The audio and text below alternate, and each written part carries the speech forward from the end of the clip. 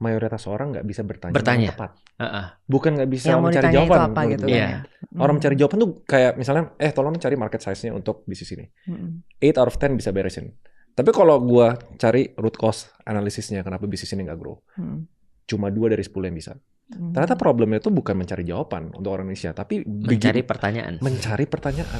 Karena orang teman gue nih pinter. Iya. Tapi bucin ya.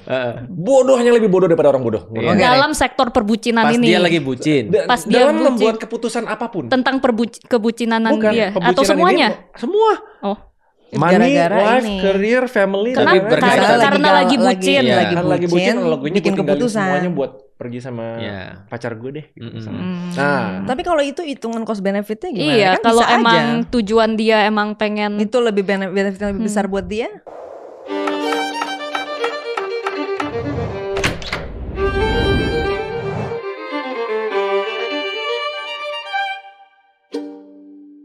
Assalamualaikum warahmatullahi wabarakatuh. Hari ini targetnya IQ kalian naik 20 poin. Luar biasa. Dan ternyata kayak gini, gue baru tahu IQ tuh difaktorin sama 2 hal untuk dia mau berkembang. Walaupun ada faktor hardware, faktor genetik. Satu pola hidup, makan, tidur, dan lain-lain. Satu lagi tuh kalau otaknya distimulasi terus. Jadi sebenarnya dari awal kita jalanin escape itu udah yang ini. Naikin ya? Iya, obrolannya bikin ngebul. Itu tuh sebenarnya bisa naikin IQ sampai 20, maksimal tuh 30 poin. Katanya gitu. Tapi tergantung situasi. Kalau misalnya dari awal udah optimal, misalnya pola hidup udah oke, suka membaca, naiknya tuh cuma bisa dikit. Tapi kalau tidak optimal, yaitu menurut gue mayoritas masyarakat Indonesia, both dari Gizi dan teman-temannya, kayaknya nggak biasa. Kita selalu pedes. Itu bisa naik sampai 30. Makanya mikir. Benar. Kalau nggak mikir nggak naik. Kalau nggak mikir nggak naik. Tapi harus disertai juga sama tidur. Gitu. Makanya kita hari ini mengundang 2 yang expert tidur. Expert dalam berpikir. Jadi welcoming Chania Cita. Chania or Chania? Kania boleh. Kania Thank you Raymond. Thank you Ustadz Felix ya. Abigail Lim. Muria. Kania. Lim aja, lebih keren. Oke. Yeah. Limuria. Thank you udah ngundang. Bukan Abigail Lembong. Bukan. Oh, rame ya Dia kemarin selalu ya. dibilang. Iya, kok wajahnya sama gitu ya? Emang iya? Iya, rame kemarin. Enggak ya. Sumpah. Kita Terus, tapi abis itu kan suka ada yang ngomong juga, kakak nih ponakannya Pak Ahok ya. Gue rasis ini mah. Semua, gue juga ponakannya. Dia juga ponakannya, aja ya. semuanya ponakannya. Kita semua kan. related aja ya. Iya, kecuali Kania. Oh iya. Nggak dapet nih Nggak looknya. dapat. Bentar. Soalnya ini episode pertama yang akhirnya kita punya sponsor. Oke. Jadi ini pesan sebentar ya. Dan ini yang Ustadz Felix pakai. Apa tuh? Telkomsel. Telkomsel. Dia ada fitur-fitur yang ngebantu kita Oh pas Ramadan. ini yang lu maksud nih. Ah. Ramadan Corner. Ah. Ini ada pertama nih, ada cari masjid. Ada lagi fitur kiblat nih. Beli hampers juga bisa di sana sebenarnya. Ada beli hampers, jurnal ibadah, zikir ini juga bisa nih bagi orang-orang yang mungkin nanya ini zikirnya ada zikir pagi, ada zikir petang, ada nih. Berarti ini berguna buat gue nih. Oh iya, zikir pagi petang supaya lu terlindung daripada syaitan. Oke. Iya. Nah, juga ada kirim parcel. Nah, jadi ini dua-duanya berguna bagi lu kalau lu mau ngirim ke gua. Nah, ini dia ada ini. Pas Ramadan ada paket data andalan super seru. Kuota 80 giga cuma 100.000 dan dapat Catch Play Plus sama WeTV Mobile. Mantap. Gitu. Mantap banget. Mereka bingung nih pasti. Oke, izin. Sorry ya. Target kita. Oke, back to topic. Kita nggak selama kita escape, kita tuh ngebahas tentang berpikir sebagai basis dari segalanya. Betul. Semua, mau agama, mau kebaikan, mau kebenaran, kepintaran dan lain-lain itu berpikir awalnya. Tapi kita nggak pernah bahas tentang basisnya berpikir. Sebelum berpikir butuh ada apa? Prerequisite-nya. Ini ada di sini kayaknya. Coba kita sama yang di bawah kayaknya ada. Kalau Ustadz Felix mah yang di bawah. Ya. Cocok ya ini buku ya. Iya betul. Iya, ini harusnya jadi paket lebaran nih. Boleh ya, tolong hampers lebarannya Hampersnya boleh. ini dua ya benar. Selama ini kan makanan lebaran kan bikin lebar. Nah sekarang makannya bikin mikir. Nah benar. Soalnya ingat ya nih. kita ngebahasnya tuh sebenarnya harusnya di topik kedua tentang akal manusia basisnya berpikir sama wahyu, ya kan? Kan it needs to come somewhere. Ini kan framework semua yang tanda kutip apa yang works paling bagus di masyarakat didokumentasikan, dijadiin framework, dikemas menjadi tulisan. Gitu. Manusia untuk manusia gitu. Tapi yang ini pertanyaan ini kan Ramadan nih sekalian. sebelum manusia ke manusia dalam berpikir, Mm-mm.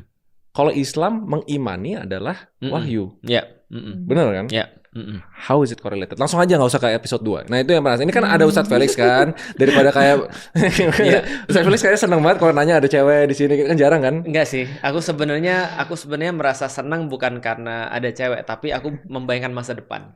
Wah. Yang ada karena ini Wah. mbak-mbak ini. Bisa banget ya ngomongnya ya. Oh iya. emang. Bisa banget. Salah satu Terima skill kasih penting loh. untuk pendakwah. Iya. Enggak jadi tapi benar ya. Menurutku sih aku secara konsisten ya sejak dari tahun 2019 aku tuh sudah jarang lagi ngisi kajian-kajian dari 2019 dan kajian satu-satunya aku coba untuk ampuh itu judulnya adalah To Be a Better Family dan itu adalah mayoritas ibu-ibu. Dan bapak-bapaknya di situ sebenarnya sangat-sangat sedikit sekali karena aku meyakini kata bapakku tadi dan aku yakin bahwa saya kebangkitannya Islam atau misalnya baiknya kemudian umat di Indonesia itu mulai daripada perempuan-perempuan sebenarnya. Karena kalau perempuannya nggak bagus itu pasti rumah jadi hancur. Dan kita tahu kan di rumah itu kan yang berkuasa siapa kan kita tahu ya.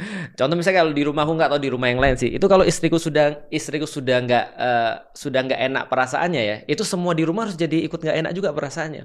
Karena kalau kita lagi bahagia ketika misalnya contoh ya ibu kita lagi istriku lagi nggak mood, anak-anaknya merasa bahagia itu pasti nanti disuruh-suruh tuh, kamu ngapain, Bo ya ngerjain sesuatu, padahal karena dia lagi bad mood.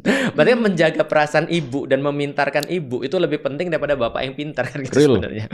Dan problematikanya adalah kalau misalnya ibunya nggak pintar, dia akan pilih laki-laki yang nggak pintar. Itu kan masalahnya tuh, dan sekarang terjadi di Indonesia karena tadi, mohon maaf ya. Mungkin betul kalau di Indonesia dibilang produk daripada diskriminasi gender itu kan ya. Akhirnya banyak kan kemudian seolah-olah sudah ada kayak ruang masing-masing. Perempuan di sini, laki-laki di sini. Dan nggak enaknya perempuan nggak dapat banyak akses kepada sesuatu yang bersifat knowledge kan gitu kan ya. Ya contoh nyatanya aja. Ya mulai agak bagus. Contoh nyatanya gini. Dulu laki-laki itu yang pergi ke pengajian, perempuan nggak usah. Ya kan? Karena agama hanya ditafsirkan cuma kayak gitu doang untuk laki-laki doang seperti itu. Perempuan nggak boleh ngajar atau kayak aneh kalau perempuan ngajar kan gitu kan ya. Kalau itu sampai sekarang perempuan pun nggak boleh perempuan di dalam Islam boleh ngajar sebenarnya. Cuman kayak nggak biasa aja ketika dia ngajar. Itu yang konsep ustazah itu kan. Betul. Makanya contohnya kayak misalnya ada yang viral pernah nonton nggak ada yang viral ada perempuan lagi ngisi di depan di mimbar ketika di masjid pas lagi taraweh. Itu kan kayak aneh kan gitu kan ya. Karena biasa kalau kita lihat kultum-kultum misalnya kajian-kajian di masjid itu biasanya didominasi oleh laki-laki. Nah, ketika perempuan naik ke situ untuk acara-acara yang didominasi oleh laki-laki kayaknya aneh gitu maksudnya. Nah, maksudku adalah kalau itu terjadi, akhirnya perempuan-perempuan tuh kayak nggak boleh milih. Akhirnya mereka ya gampangnya cuma laki-laki yang milih. Ketika dalam pernikahan juga sama. Perempuan-perempuan yang tidak teredukasi nikah dengan laki-laki yang dalam tanda kutip ya bajigur. Iya, benar. Nah, ketika mereka berdua nikah, itu anaknya kita sudah tahu kayak apa. Balik lagi kalau soal agama. Lalu bagaimana agama memandang? Agama memandangnya sebenarnya sederhana. Wahyu itu perlu tools yang paling penting untuk memahami adalah akal. Jadi, nah ini aneh nih. Berarti akal atau taraf berpikir itu prerequisite-nya wahyu justru. Betul. Berarti manusia yang harus solve by itself. Apakah kita bisa atau tidak berpikir? Oh, bukan gitu. Tapi gini, kalau di dalam Islam tuh gini, kalau orang nggak punya akal, dia nggak disuruh beragama. Kalau nggak punya akal nggak boleh beragama. Nggak bisa beragama. Nggak bisa balah. Makanya kalau ada orang nggak berakal, dia nggak ada dosa dan nggak ada pahala. Berarti bukunya ini dulu baru ini. Betul. Mikir dulu. Baru bisa beragama. Betul. Makanya aku senang tuh. Semakin banyak orang mikir, semakin mudah aku berdakwah. Udahlah jadiin hampers cepetan dah. Paket Ramadan, hampers Ramadan, bener. Raymond Chin sih harusnya sih bisa ya bikin hampers ya. Paketnya ini. Ada di bawah nih, YouTube Shop paket Lebaran. Betul. Jadi itu sebenarnya hubungannya sebenarnya. Lantas berarti agama bilang ya udah umatnya figure it out lah, lu harus bisa mikir dulu sebelum bisa menerima wahyu gitu. Minimal basic thinking sih ya. Contoh misalnya kayak tadi memutuskan segala sesuatu berdasarkan argumen misalnya. Kalau misalnya kamu nggak ada argumen, berarti kamu harusnya nggak boleh untuk memutuskan. Minimal kayak gitu kan. Atau misalnya kalau ada argumen yang lebih baik, ayo kita bersedia untuk melihat ini di antara dua argumen ini mana bisa kita ambil nih. Nah jadi kalau konsep berpikir dasarnya sudah betul, baru dia layak beragama. Maka kalau lihat di dalam Islam ya, ada syarat-syarat beragama, salah satunya berakal. Ada Orang nggak berakal nggak boleh sholat loh. ada cara ukurnya nggak berakal tuh gimana? Nah, Iya, yang menentukan berakal atau enggaknya sama orang tanya nih. gitu. berakal tuh mumayyiz artinya. Mumayyiz itu artinya bisa membedakan. Jadi dia berakal, contohnya kayak gini misalnya, menjadi pemimpin salah satu syaratnya juga berakal. Berakal tuh artinya dia mampu untuk mengaitkan informasi yang ada di dalam kepalanya dengan fakta yang ada di depannya, itu dengan sesuatu yang bersifat dalam tanda kutip ya normal. Contoh misalnya kayak gini ya. Kausalitas. Ya kausalitas muncul. Dia punya informasi, dia Sebab punya fakta. Artinya kalau misalnya dia bisa mengaitkannya dengan normal, dia sudah bisa dikatakan berpikir. Walaupun tingkatan berpikir itu bisa banyak ya. Contoh misalnya kayak gini misalnya. Berpikirnya seorang ilmuwan pasti beda dengan berpikirnya seorang yang biasa. Kalau berpikirnya seorang biasa ya gampang. Ini apa? Ini kursi. Itu udah berpikir. Lalu kemudian kalau ada orang yang kemudian lebih tinggi lagi dengan berpikir, ini kursi kenapa bisa di sini ya? Kenapa warnanya biru ya? Mungkin berarti orang yang belinya dia suka warna biru. Atau gua tuh. Nah, itu adalah berpikir mendalam tuh. Tapi kalau mungkin dia berpikir lebih tinggi lagi, dia akan berpikir ya lebih tinggi lagi causality-nya. Dia berpikir misalnya, kenapa dia ada di sini? Kenapa ini dibeli? Untuk tujuan apa? Nah, balik lagi objektif. Nah, berarti kalau berpikir, itu lebih ke perbedaan pertanyaannya ya. Maksudnya kalau kita pertanyaannya memang mau tahu kursi itu dari mana ya, mungkin kita akan mencari tahu dari mana ya. Tapi kayaknya bukan lebih ke arah, maksudnya ilmuwan maupun orang awam kayaknya akan tetap sama cara menjawabnya kalau pertanyaannya kenapa atau pertanyaannya dari mana gitu kan. Tapi kalau pertanyaannya cuma ini apa kan pasti tetap jawabannya tetap sama. Nah, justru itu challenge-nya. Betul. Gua. Mayoritas orang nggak bisa bertanya dengan tepat. Bukan nggak bisa yang mau mencari ditanya jawaban. itu apa gitu kan ya. Kalau gua kan pegang, jadi gua bilang ke tim gua punya boutique consulting business lah. Gua bilang 80% of your work is asking the right question. Dan itu jauh lebih susah gua cari orang yang pinter dibanding orang yang mencari jawaban. Orang mencari jawaban tuh kayak misalnya, tolong cari market size-nya untuk bisnis ini. 8 out of 10 bisa beresin. Tapi kalau gua cari root cause analisisnya, kenapa bisnis ini nggak grow, cuma 2 dari 10 yang bisa. The same question, the same study case, menurut gua the same complexity gitu. Ternyata problemnya itu bukan mencari jawaban untuk orang Indonesia, tapi mencari pertanyaan. Mencari pertanyaan.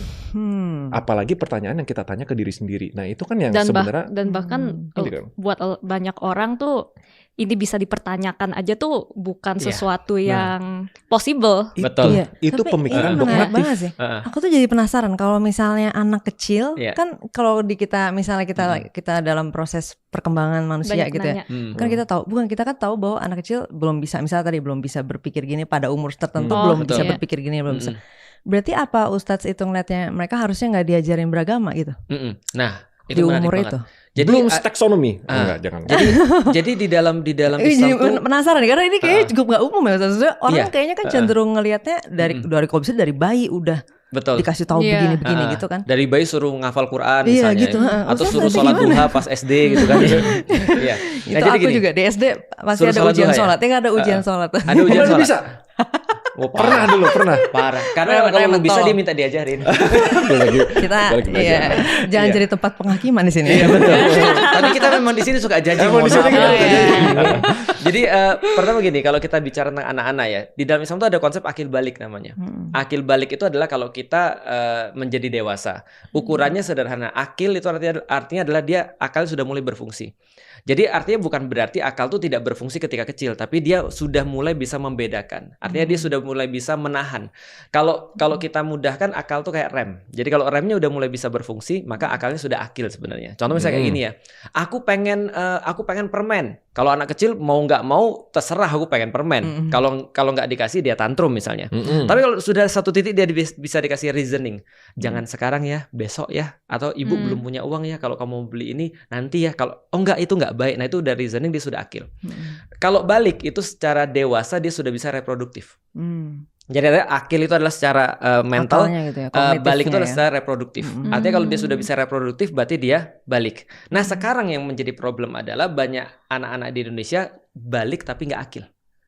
Jadi dia sudah reproduktif bisa, nafsunya sudah ada tapi dia nggak ada rem. Nah balik lagi kalau misalnya kita sambungkan dengan pertanyaan agama, apakah anak-anak kecil itu harus diajarkan tentang berpikir? Iya, tapi pada levelnya. Bukan pada level kemudian reasoning sampai seperti orang sudah akil balik. Nah kalau mau yang reasoning pada akil balik, tapi sebelumnya berarti habits. Nah, kalau balik kan tadi reproduktif, berarti ukurannya dari biologisnya aja Ustaz ya. Maksudnya kalau misalnya puberti lah gitu ya, mungkin gampangnya. Tapi kalau akil nih mau pakai ukurannya apa ya Ustaz ngelihatnya? Ukurannya tadi kalau dia sudah bisa nahan, dia bisa reasoning dan segala macam. Self control gitu. Harus ya self control. Harusnya sih itu bersamaan dengan ketika dia balik. Tapi harusnya sebelumnya. Kalau secara ilmu otak manusia, maksudnya kalau secara neuroscience kan kita menemukan tuh ya bahwa oh ternyata self control di prefrontal itu kan baru develop di umur 25 gitu. Betul. 45. Laki-laki fully. Kata orang perempuan 26 ya. 26 sudah maksimal katanya. Kalau laki-laki katanya laki-laki itu agak lebih dia sampai umur otak berkembang sampai umur 14, setelah itu standar sampai umur 57 terus kemudian turun.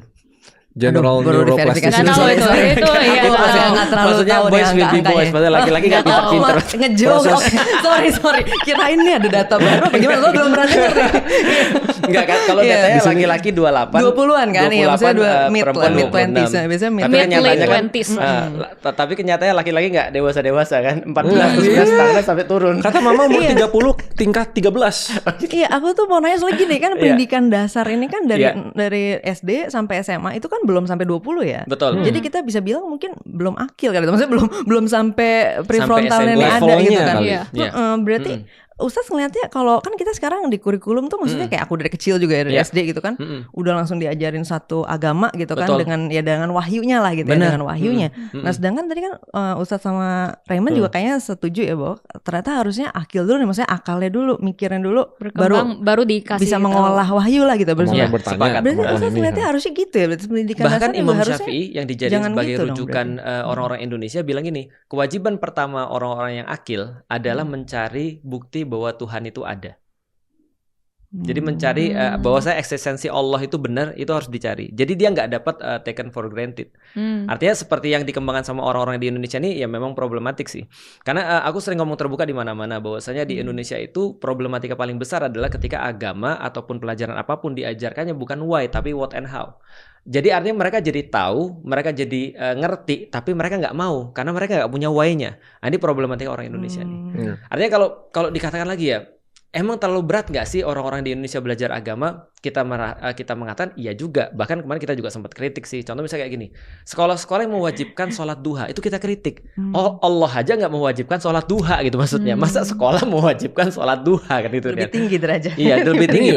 Tapi ketika sekolah ditanya mereka mengatakan apa? Ini kami proses pembiasaan. Tapi tidak seperti itu sebenarnya harusnya. Harusnya mereka melatih orang tuh senang dulu dengan ilmu, senang dulu dengan kemudian agama. Setelah itu baru mau nyari agama kan gitu kan. Artinya gini, bukan dipaksa baca buku atau mewajibkan baca buku, tapi senang sama buku kan gitu sebenarnya. Nah itu yang harusnya terjadi sih. Yang gue suka tuh kayak gini. Kayaknya Ustadz Felix satu-satunya Ustadz yang pernah gue temuin yang kayak tantang aja Islam, challenge gitu.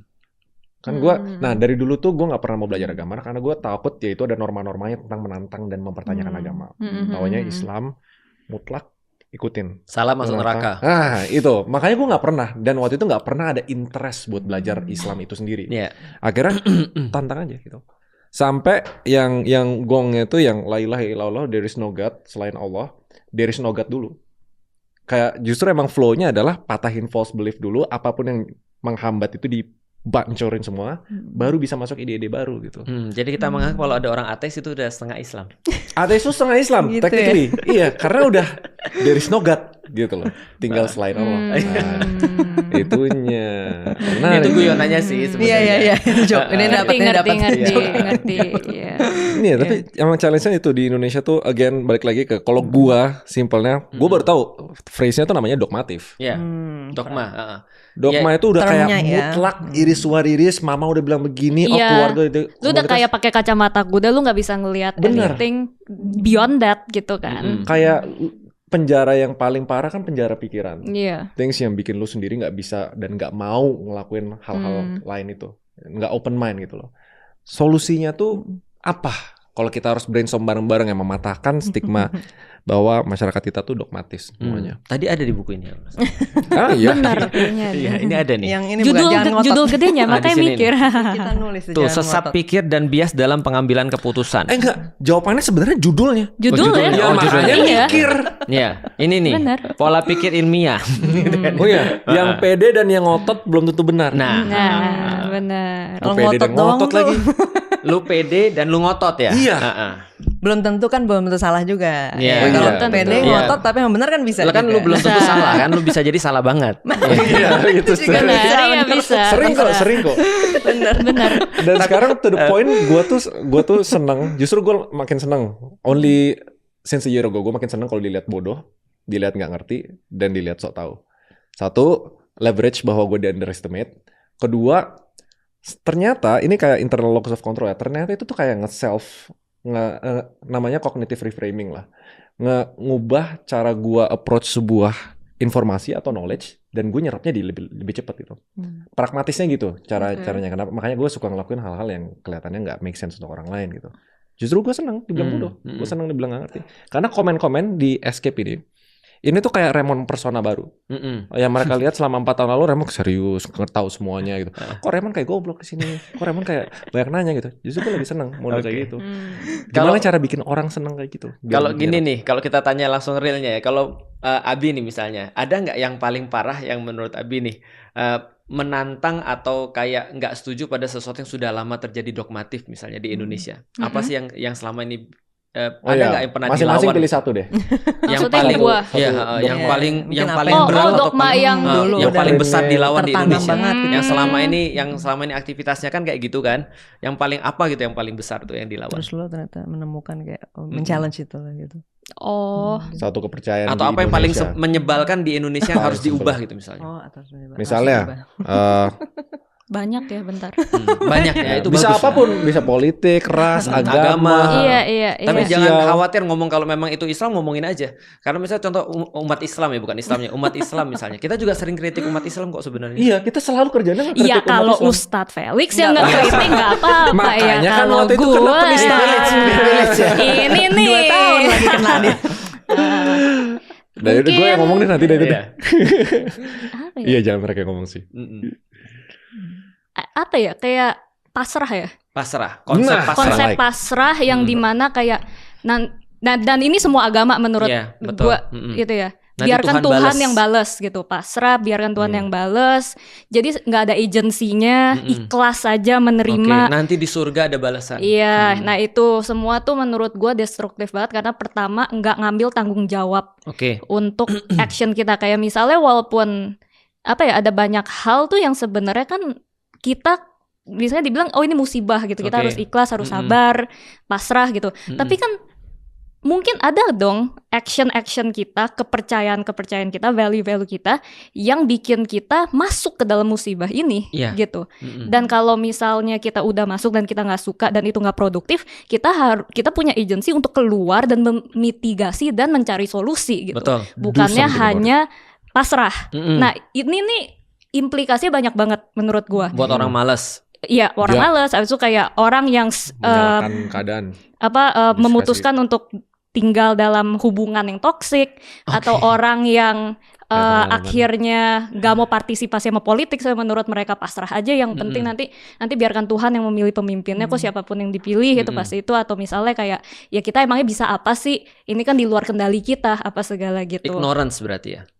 Pasrah ya, bukan Pasrah. ignorance. Pasrah sih, Mereka pasrah. paham informasi ya, tapi mereka merasa mereka nggak punya agensi untuk melakukan apa-apa terhadap itu gitu. Oke. Terus habis itu juga atau kalau dijahatin sama orang, ikhlasin aja gitu. Akhirnya orang yang jahat itu merasa terjustifikasi, mereka tidak salah, tidak ada yang melawan, terus melakukan malapetaka dan destruktif ke society-nya gitu. Kayak misalnya sesimpel kan misalnya di sekolah gitu ya. Orang yang suka ngebully, itu kan akan terus neken lu sampai ada yang pushback.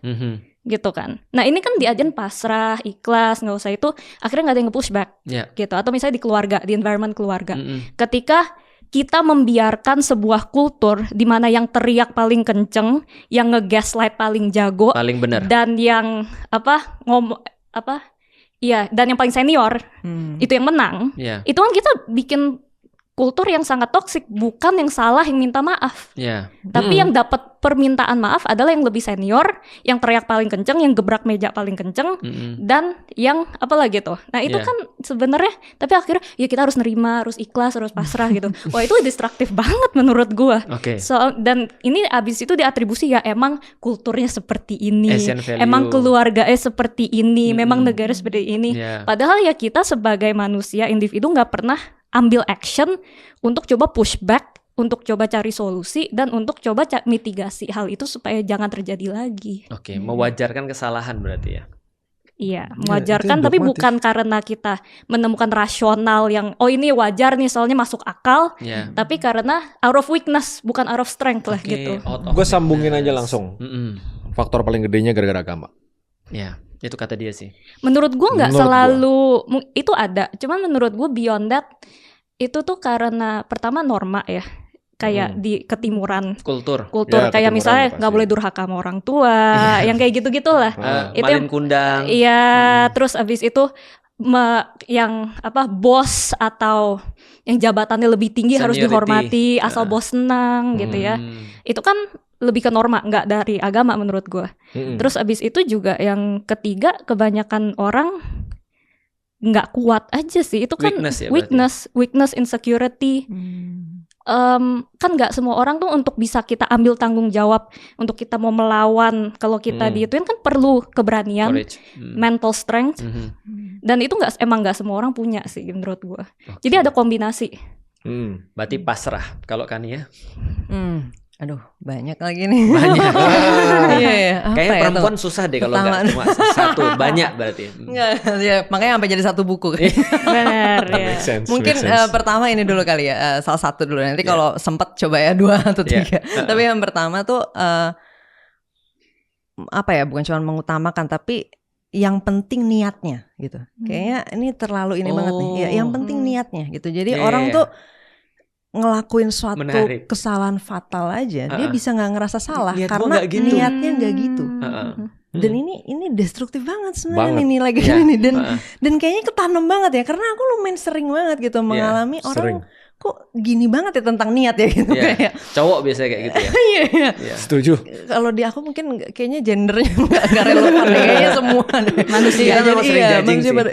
Gitu ya.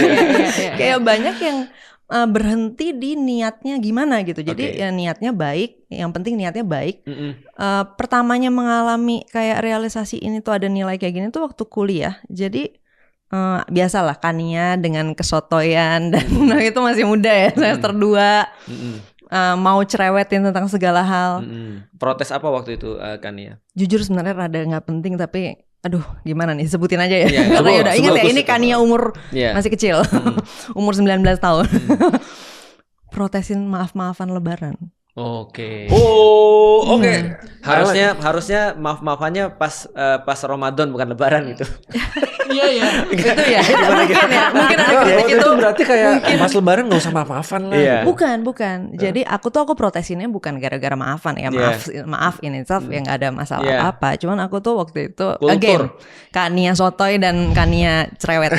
Kania yang penuh dengan adrenalin umur 19 tahun. Iya. Menarik. Protesnya karena aku dari kecil diajarin kalau minta maaf tuh clear, minta maafnya salahnya apa. Koreksinya apa. Koreksinya apa gitu kan. Terus gimana supaya kedepannya nggak terjadi lagi. Aku punya nilai ini di rumah gitu. Jadi ibuku tuh selalu ngajarin kalau misalnya dia marah nih misalnya. Nah terus aku minta maaf, dia suruh aku jelasin. Kenapa kamu minta maaf? Kamu kenapa? Salah di mana? Tahu nggak salah di mana? Kayak gitu. Jadi aku udah biasa dari kecil kalau aku minta maaf tuh ya karena salahnya ini, koreksinya di mana, gimana supaya nggak terjadi lagi gitu. Luar biasa. Nah jadi aku biasa cerewet panjang lebar di line post kan. Kamu minta maaf, kamu ngapain minta maaf? Terus orang bilang, karena gue pengen aja. Di line post cerewet panjang lebar soal ini gitu. Nah terus banyak banget yang jawabnya kayak yang penting kan niatnya gitu. Orang kan minta maaf tuh niatnya baik gitu. Niatnya tuh niat mulia kayak gitu. Terus aku jadi mikir, ada lagi nih ternyata nilai lain yang aku juga nggak kenal nilai ini nih. Yaitu tadi yang penting niat. Ibuku nggak pernah ngajarin niatnya apa. Ibu tuh selalu kayak ini kenapa kayak gini hasilnya gitu. Jadi aku selalu jadi gini.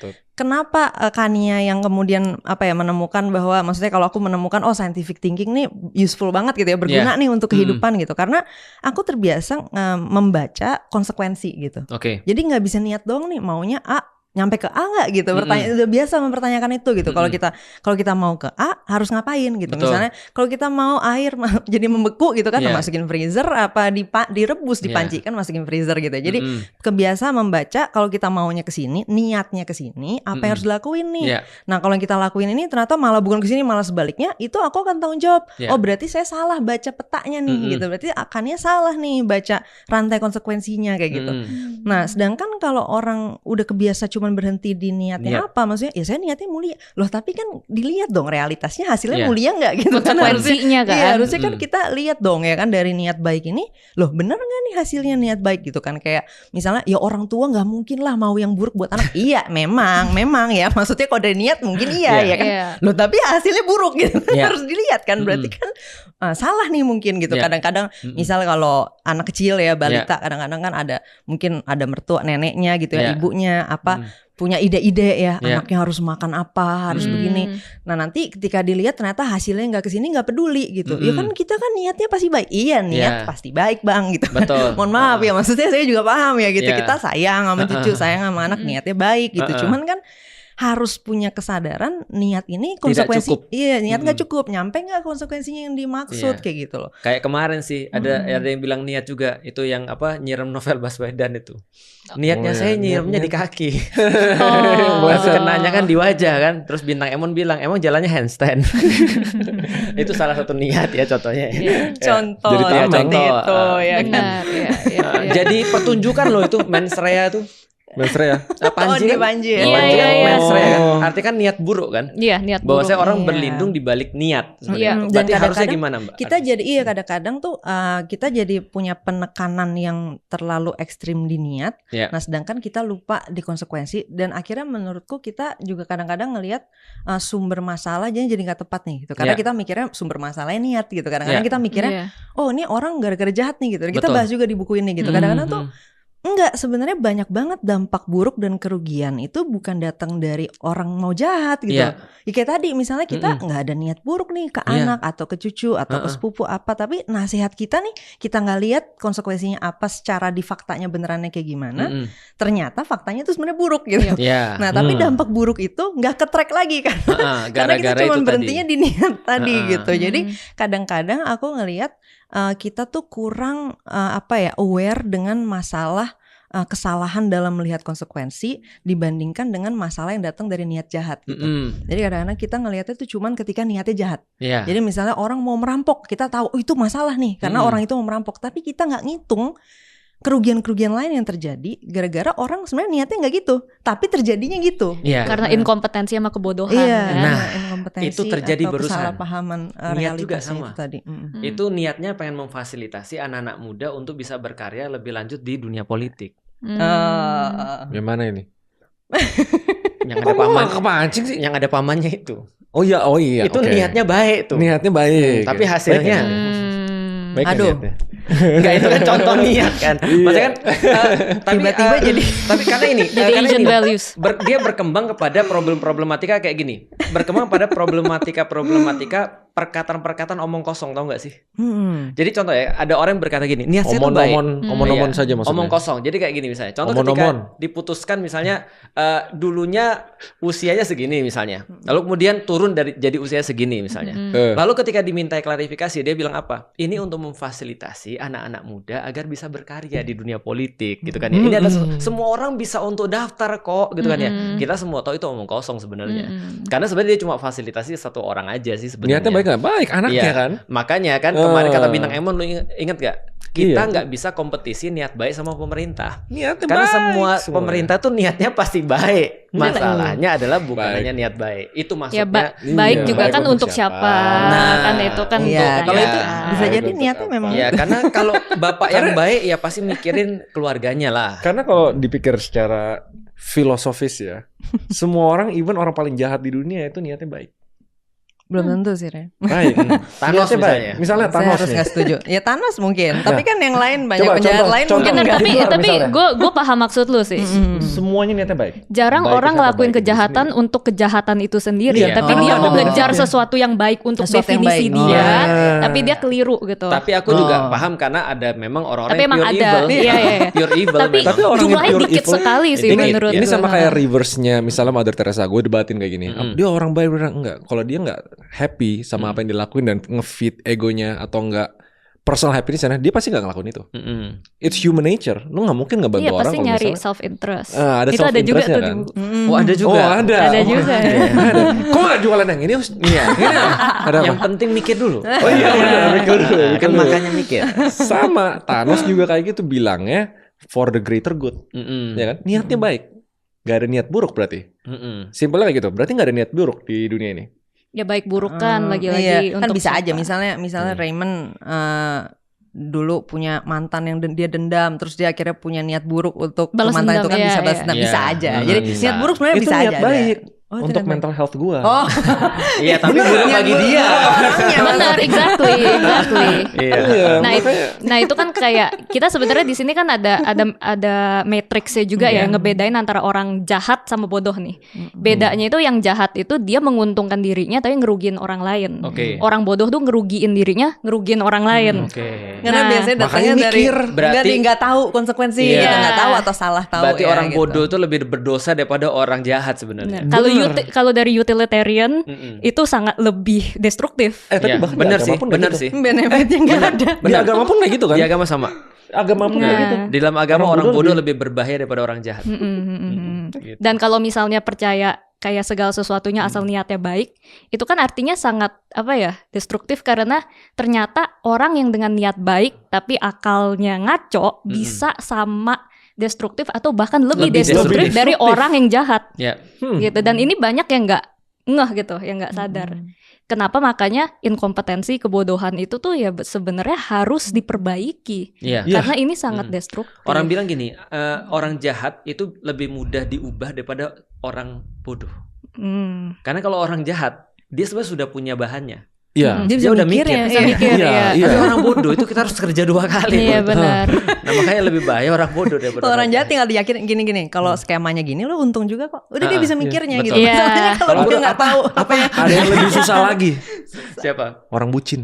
Nah ya. Oh, iya. Yang udah menggabungkan perasaannya topik panjang itu kan. Iya. Iya. Orang Tapi berarti bucin. kalau pikiran itu tuh masuk ranah kognitif, bener gak?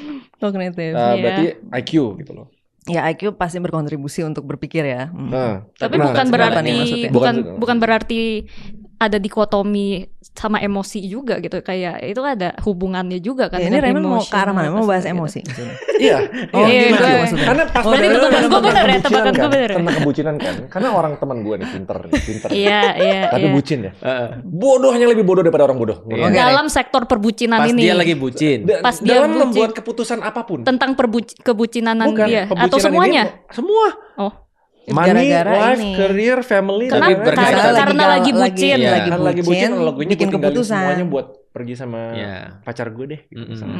Nah, Tapi kalau itu hitungan cost benefitnya gimana? Iya, Kan kalau bisa emang aja. tujuan dia emang pengen Itu lebih benefitnya lebih besar buat dia? nah Iya ini juga kan ya. berarti perasaan dan akal sehat gitu kan. IQ Enggak, nih. itu lebih ke kebutuhan dong. Kebutuhan Iya. orang ini prioritasnya apa? Misalnya kalau dia tipe orang yang prioritasin karir misalnya itu nggak akan ngaruh gitu. Justru Iya. Nggak masuk akal ya. percintaannya nggak masuk akan mengikuti karirnya gitu. Iya. Misalnya kayak orang gue ngutamain karir nih, ya udah gue pacarannya bakal di jam-jam yang gue kosong. Misalnya itu bakal terjadi sistem seperti itu kalau Berarti dia memang prioritas prioritasnya. ya? Nah. Heeh.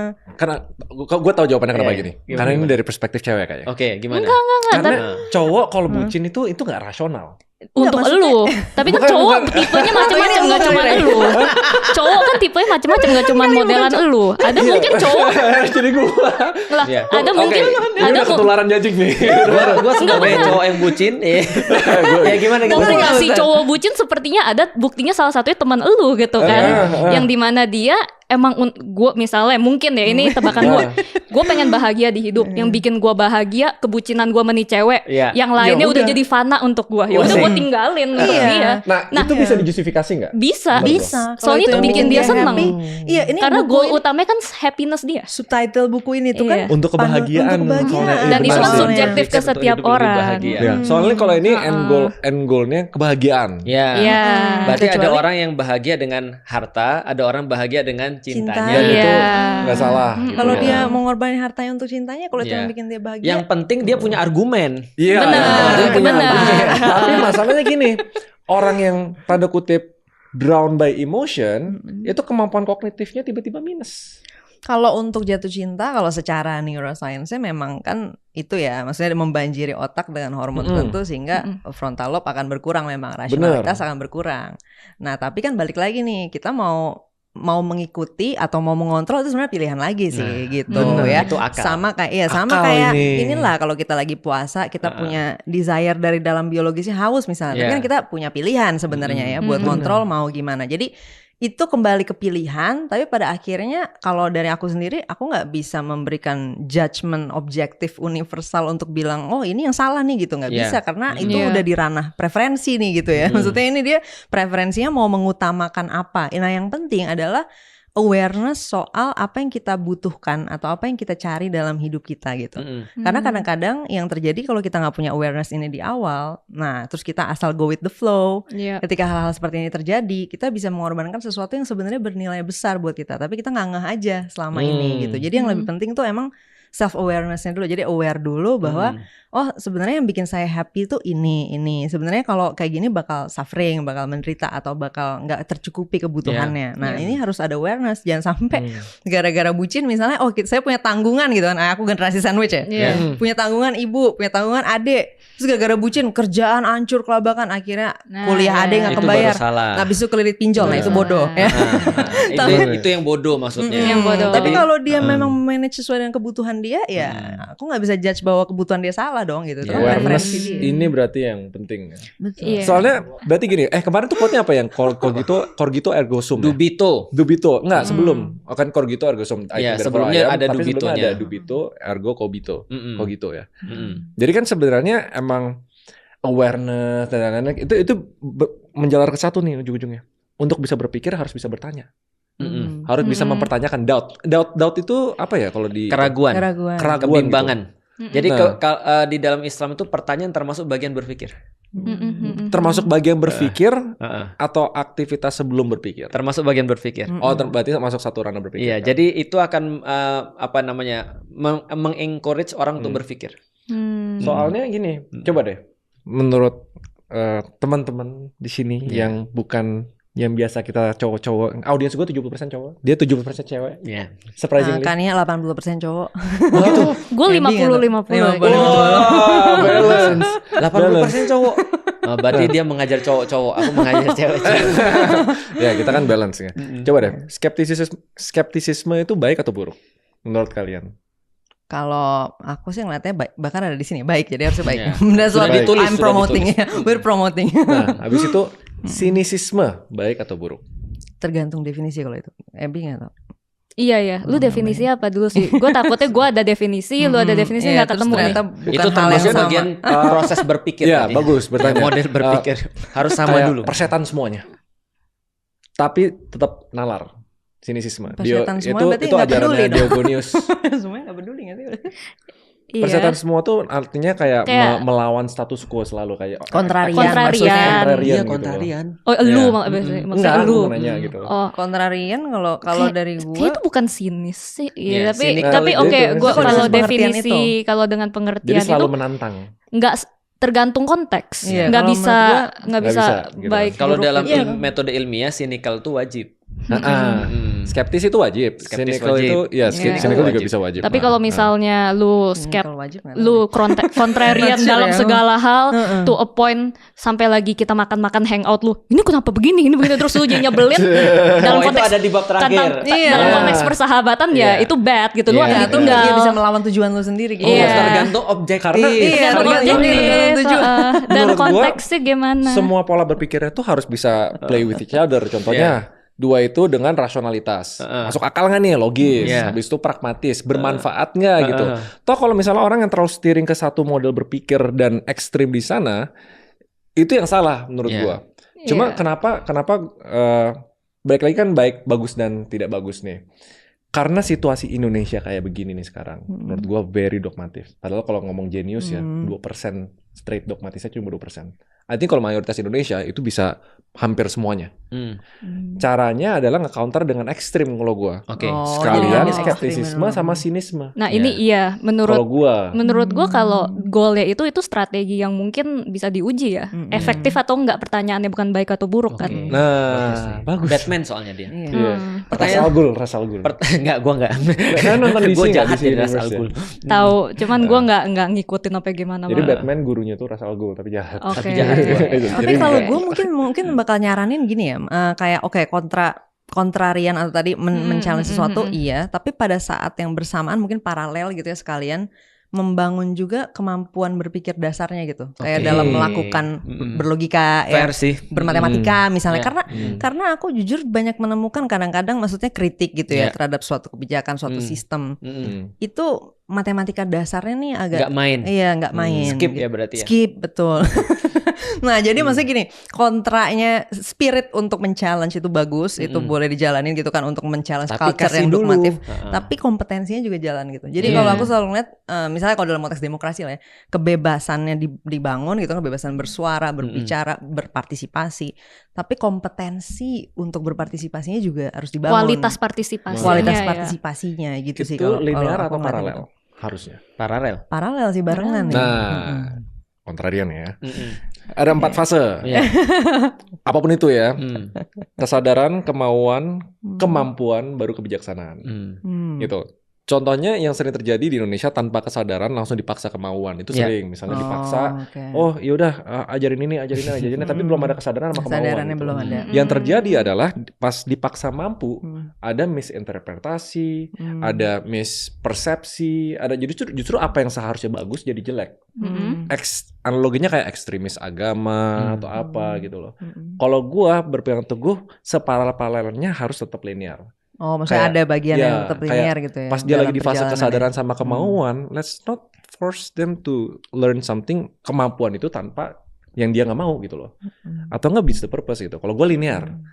Hence kayak approach gue in solving problem misalnya di Indonesia, sistem politiknya, harus hajar dulu ya, hukumnya dan lain-lain. Hajar dulu. Ya makanya gue diancam terus kan. Awareness-nya ke build. Makanya kemarin kan rame-rame nih semua influencer kayak speak up, pegang rumput gitu misalnya. Tapi gimana kalau nanti ada yang bagus kan jangan kita hajar dulu kan. Harus dipertimbangin itu kan juga. Maksudnya Kania tuh bukannya dua hal paralel, cuman ini sebenarnya satu komponen yang masuk ke linearitas elu gitu. Cuman itu satu komponen yang jangan dilupain dalam kelinearitas. Ketika lu membangun kesadaran soal contrarian, lu juga harus bangun kesadaran dijederin soal kompetensinya gitu maksudnya. Jadi setuju.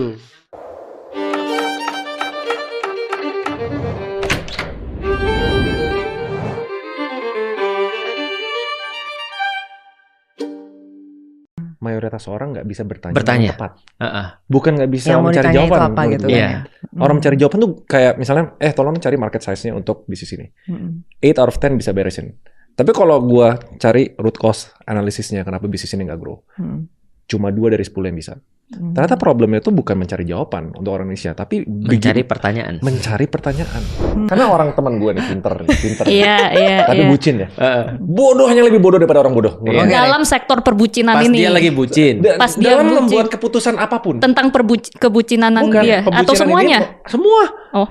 Money, life, career, family. Karena lagi bucin. Lagi bucin. Logonya bikin keputusan. Semuanya buat pergi sama pacar gue deh gitu. Nah, tapi kalau itu hitungan cost benefitnya gimana? Iya, kan kalau emang tujuan dia emang pengen itu lebih benefitnya lebih besar buat dia.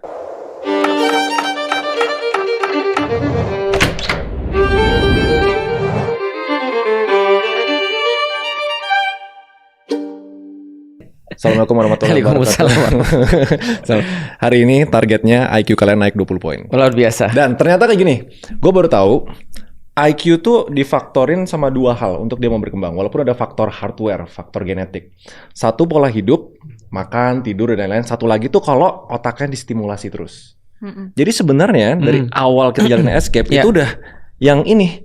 Naikin ya? Iya, obrolannya bikin ngebul. Itu tuh sebenarnya bisa naikin IQ sampai 20, maksimal tuh 30 poin. Katanya gitu. Tapi tergantung situasi. Kalau misalnya dari awal udah optimal, misalnya pola hidup udah oke, suka membaca, naiknya tuh cuma bisa dikit. Tapi kalau tidak optimal, yaitu menurut gue mayoritas masyarakat Indonesia, both dari Gizi dan teman-temannya, kayaknya nggak biasa. Kita selalu pedes. Itu bisa naik sampai 30. Makanya mikir. Nah, benar. Kalau nggak mikir nggak naik. Kalau nggak mikir nggak naik. Tapi harus disertai juga sama tidur. Gitu. Makanya kita hari ini mengundang dua yang expert tidur. Expert dalam berpikir.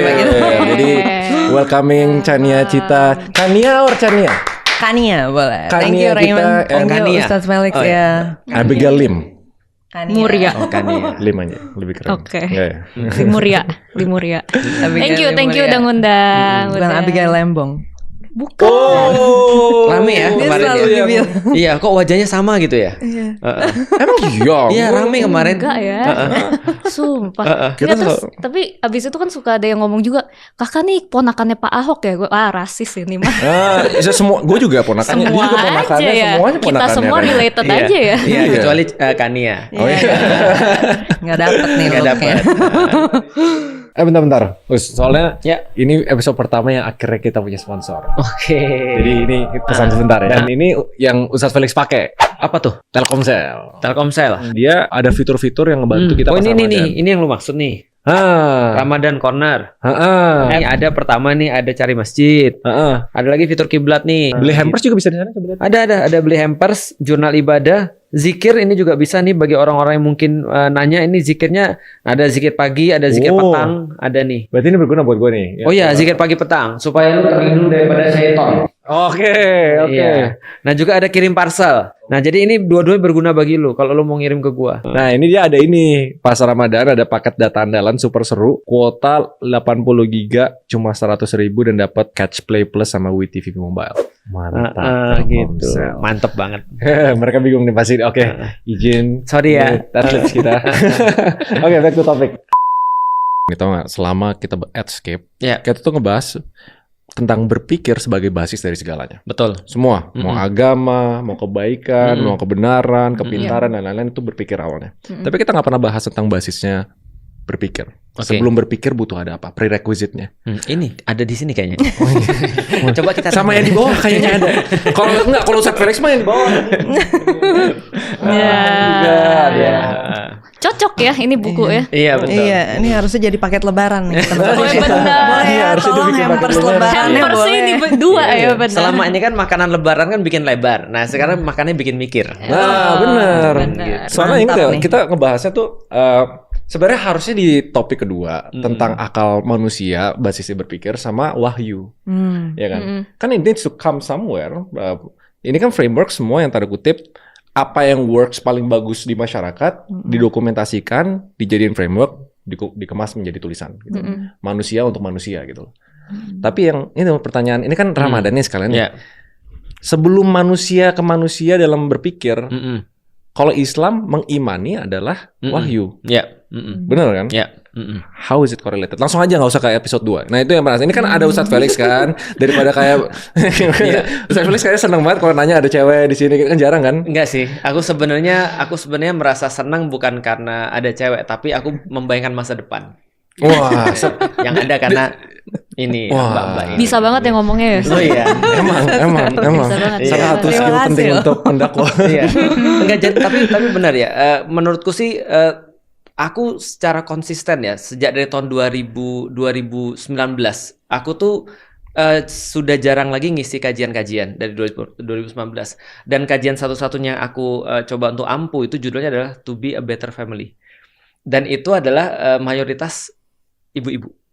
Dan bapak-bapaknya di situ sebenarnya sangat-sangat sedikit sekali. Karena aku meyakini kata bapakku tadi, dan aku yakin bahwa saya kebangkitannya Islam atau misalnya baiknya kemudian umat di Indonesia itu mulai daripada perempuan-perempuan sebenarnya. Karena kalau perempuannya nggak bagus, itu pasti rumah jadi hancur. Dan kita tahu kan di rumah itu kan yang berkuasa siapa kan kita tahu ya. Contoh misalnya kalau di rumahku nggak tahu di rumah yang lain sih. Itu kalau istriku sudah nggak enak perasaannya ya, itu semua di rumah harus jadi ikut nggak enak juga perasaannya.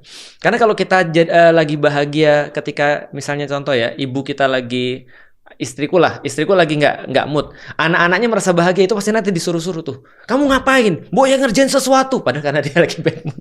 Berarti menjaga perasaan ibu dan memintarkan ibu itu lebih penting daripada bapak yang pintar kan gitu sebenarnya. Dan problematikanya adalah kalau misalnya ibunya nggak pintar, dia akan pilih laki-laki yang nggak pintar.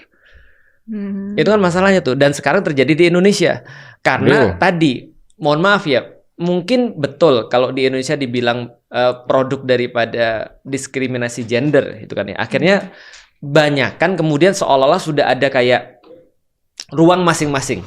Perempuan di sini, laki-laki di sini. Dan nggak enaknya perempuan nggak dapat banyak akses kepada sesuatu yang bersifat knowledge kan gitu kan ya. Ya contoh nyatanya aja. Ya, mulai agak bagus. Contoh nyatanya gini. Dulu laki-laki itu yang pergi ke pengajian, perempuan nggak usah. Ya kan? Karena agama hanya ditafsirkan cuma kayak gitu doang, untuk laki-laki doang seperti itu. Perempuan nggak boleh ngajar, atau kayak aneh kalau perempuan ngajar kan gitu kan ya. Kalau itu sampai sekarang perempuan pun nggak boleh perempuan di dalam Islam boleh ngajar sebenarnya, cuman kayak nggak biasa aja ketika dia ngajar. Itu yang konsep ustazah itu kan. Betul. Makanya contoh kayak misalnya ada yang viral, pernah nonton nggak ada yang viral, ada perempuan lagi ngisi di depan di mimbar ketika di masjid pas lagi taraweh. Itu kan kayak aneh kan gitu kan ya.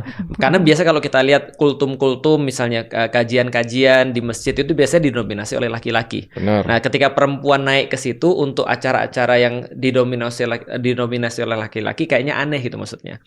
Nah, maksudku adalah kalau itu terjadi, akhirnya perempuan-perempuan tuh kayak nggak boleh milih. Akhirnya mereka ya gampangnya cuma laki-laki yang milih. Ketika dalam pernikahan juga sama. Perempuan-perempuan yang tidak teredukasi nikah dengan laki-laki yang dalam tanda kutip ya bajigur. Iya, benar. Nah, ketika mereka berdua nikah, itu anaknya kita sudah tahu kayak apa. Berarti balik lagi kalau soal agama. Lalu bagaimana agama memandang? Agama memandangnya sebenarnya sederhana. Wahyu itu perlu tools yang paling penting untuk memahami adalah akal. Jadi nah ini aneh nih, berarti akal atau taraf berpikir itu prerequisite-nya wahyu justru. Betul. Berarti manusia yang harus solve by itself. Apakah kita bisa atau tidak berpikir? Oh, bukan gitu. Tapi gini, kalau di dalam Islam tuh gini, kalau orang nggak punya akal, dia nggak disuruh beragama. Kalau nggak punya akal nggak boleh beragama. Nggak bisa beragama. Nggak bisa balah. Makanya kalau ada orang nggak berakal, dia nggak ada dosa dan nggak ada pahala. Berarti bukunya ini dulu baru ini. Betul. Mikir dulu, baru bisa beragama. Betul. Makanya aku senang tuh. Semakin banyak orang mikir, semakin mudah aku berdakwah. Udahlah jadiin hampers cepetan dah. Hampers Ramadan bener. Raymond Chin sih harusnya sih bisa ya bikin hampers ya. Paketnya ini. Ada di bawah nih, YouTube Shop paket kemarin. Betul. Jadi itu sebenarnya hubungannya sebenarnya. Lantas berarti agama bilang ya udah umatnya figure it out lah, lu harus bisa mikir dulu sebelum bisa menerima wahyu gitu. Minimal basic thinking sih ya. Contoh misalnya kayak tadi memutuskan segala sesuatu berdasarkan argumen misalnya. Kalau misalnya kamu nggak ada argumen, berarti kamu harusnya nggak boleh untuk memutuskan. Minimal kayak gitu kan. Atau misalnya kalau ada argumen yang lebih baik, ayo kita bersedia untuk melihat ini di antara dua argumen ini mana bisa kita ambil nih. Nah, jadi kalau konsep berpikir dasarnya sudah betul, baru dia layak beragama. Maka kalau lihat di dalam Islam ya, ada syarat-syarat beragama. Salah satunya berakal. Orang nggak berakal nggak boleh sholat loh. Ada cara ukurnya nggak berakal tuh gimana? Nah, iya yang menentukan berakal atau enggaknya orang. Berakal tuh mumayyiz artinya. Mumayyiz itu bisa membedakan. Jadi dia berakal. Contoh ya kayak ini misalnya, menjadi pemimpin salah satu syaratnya juga berakal.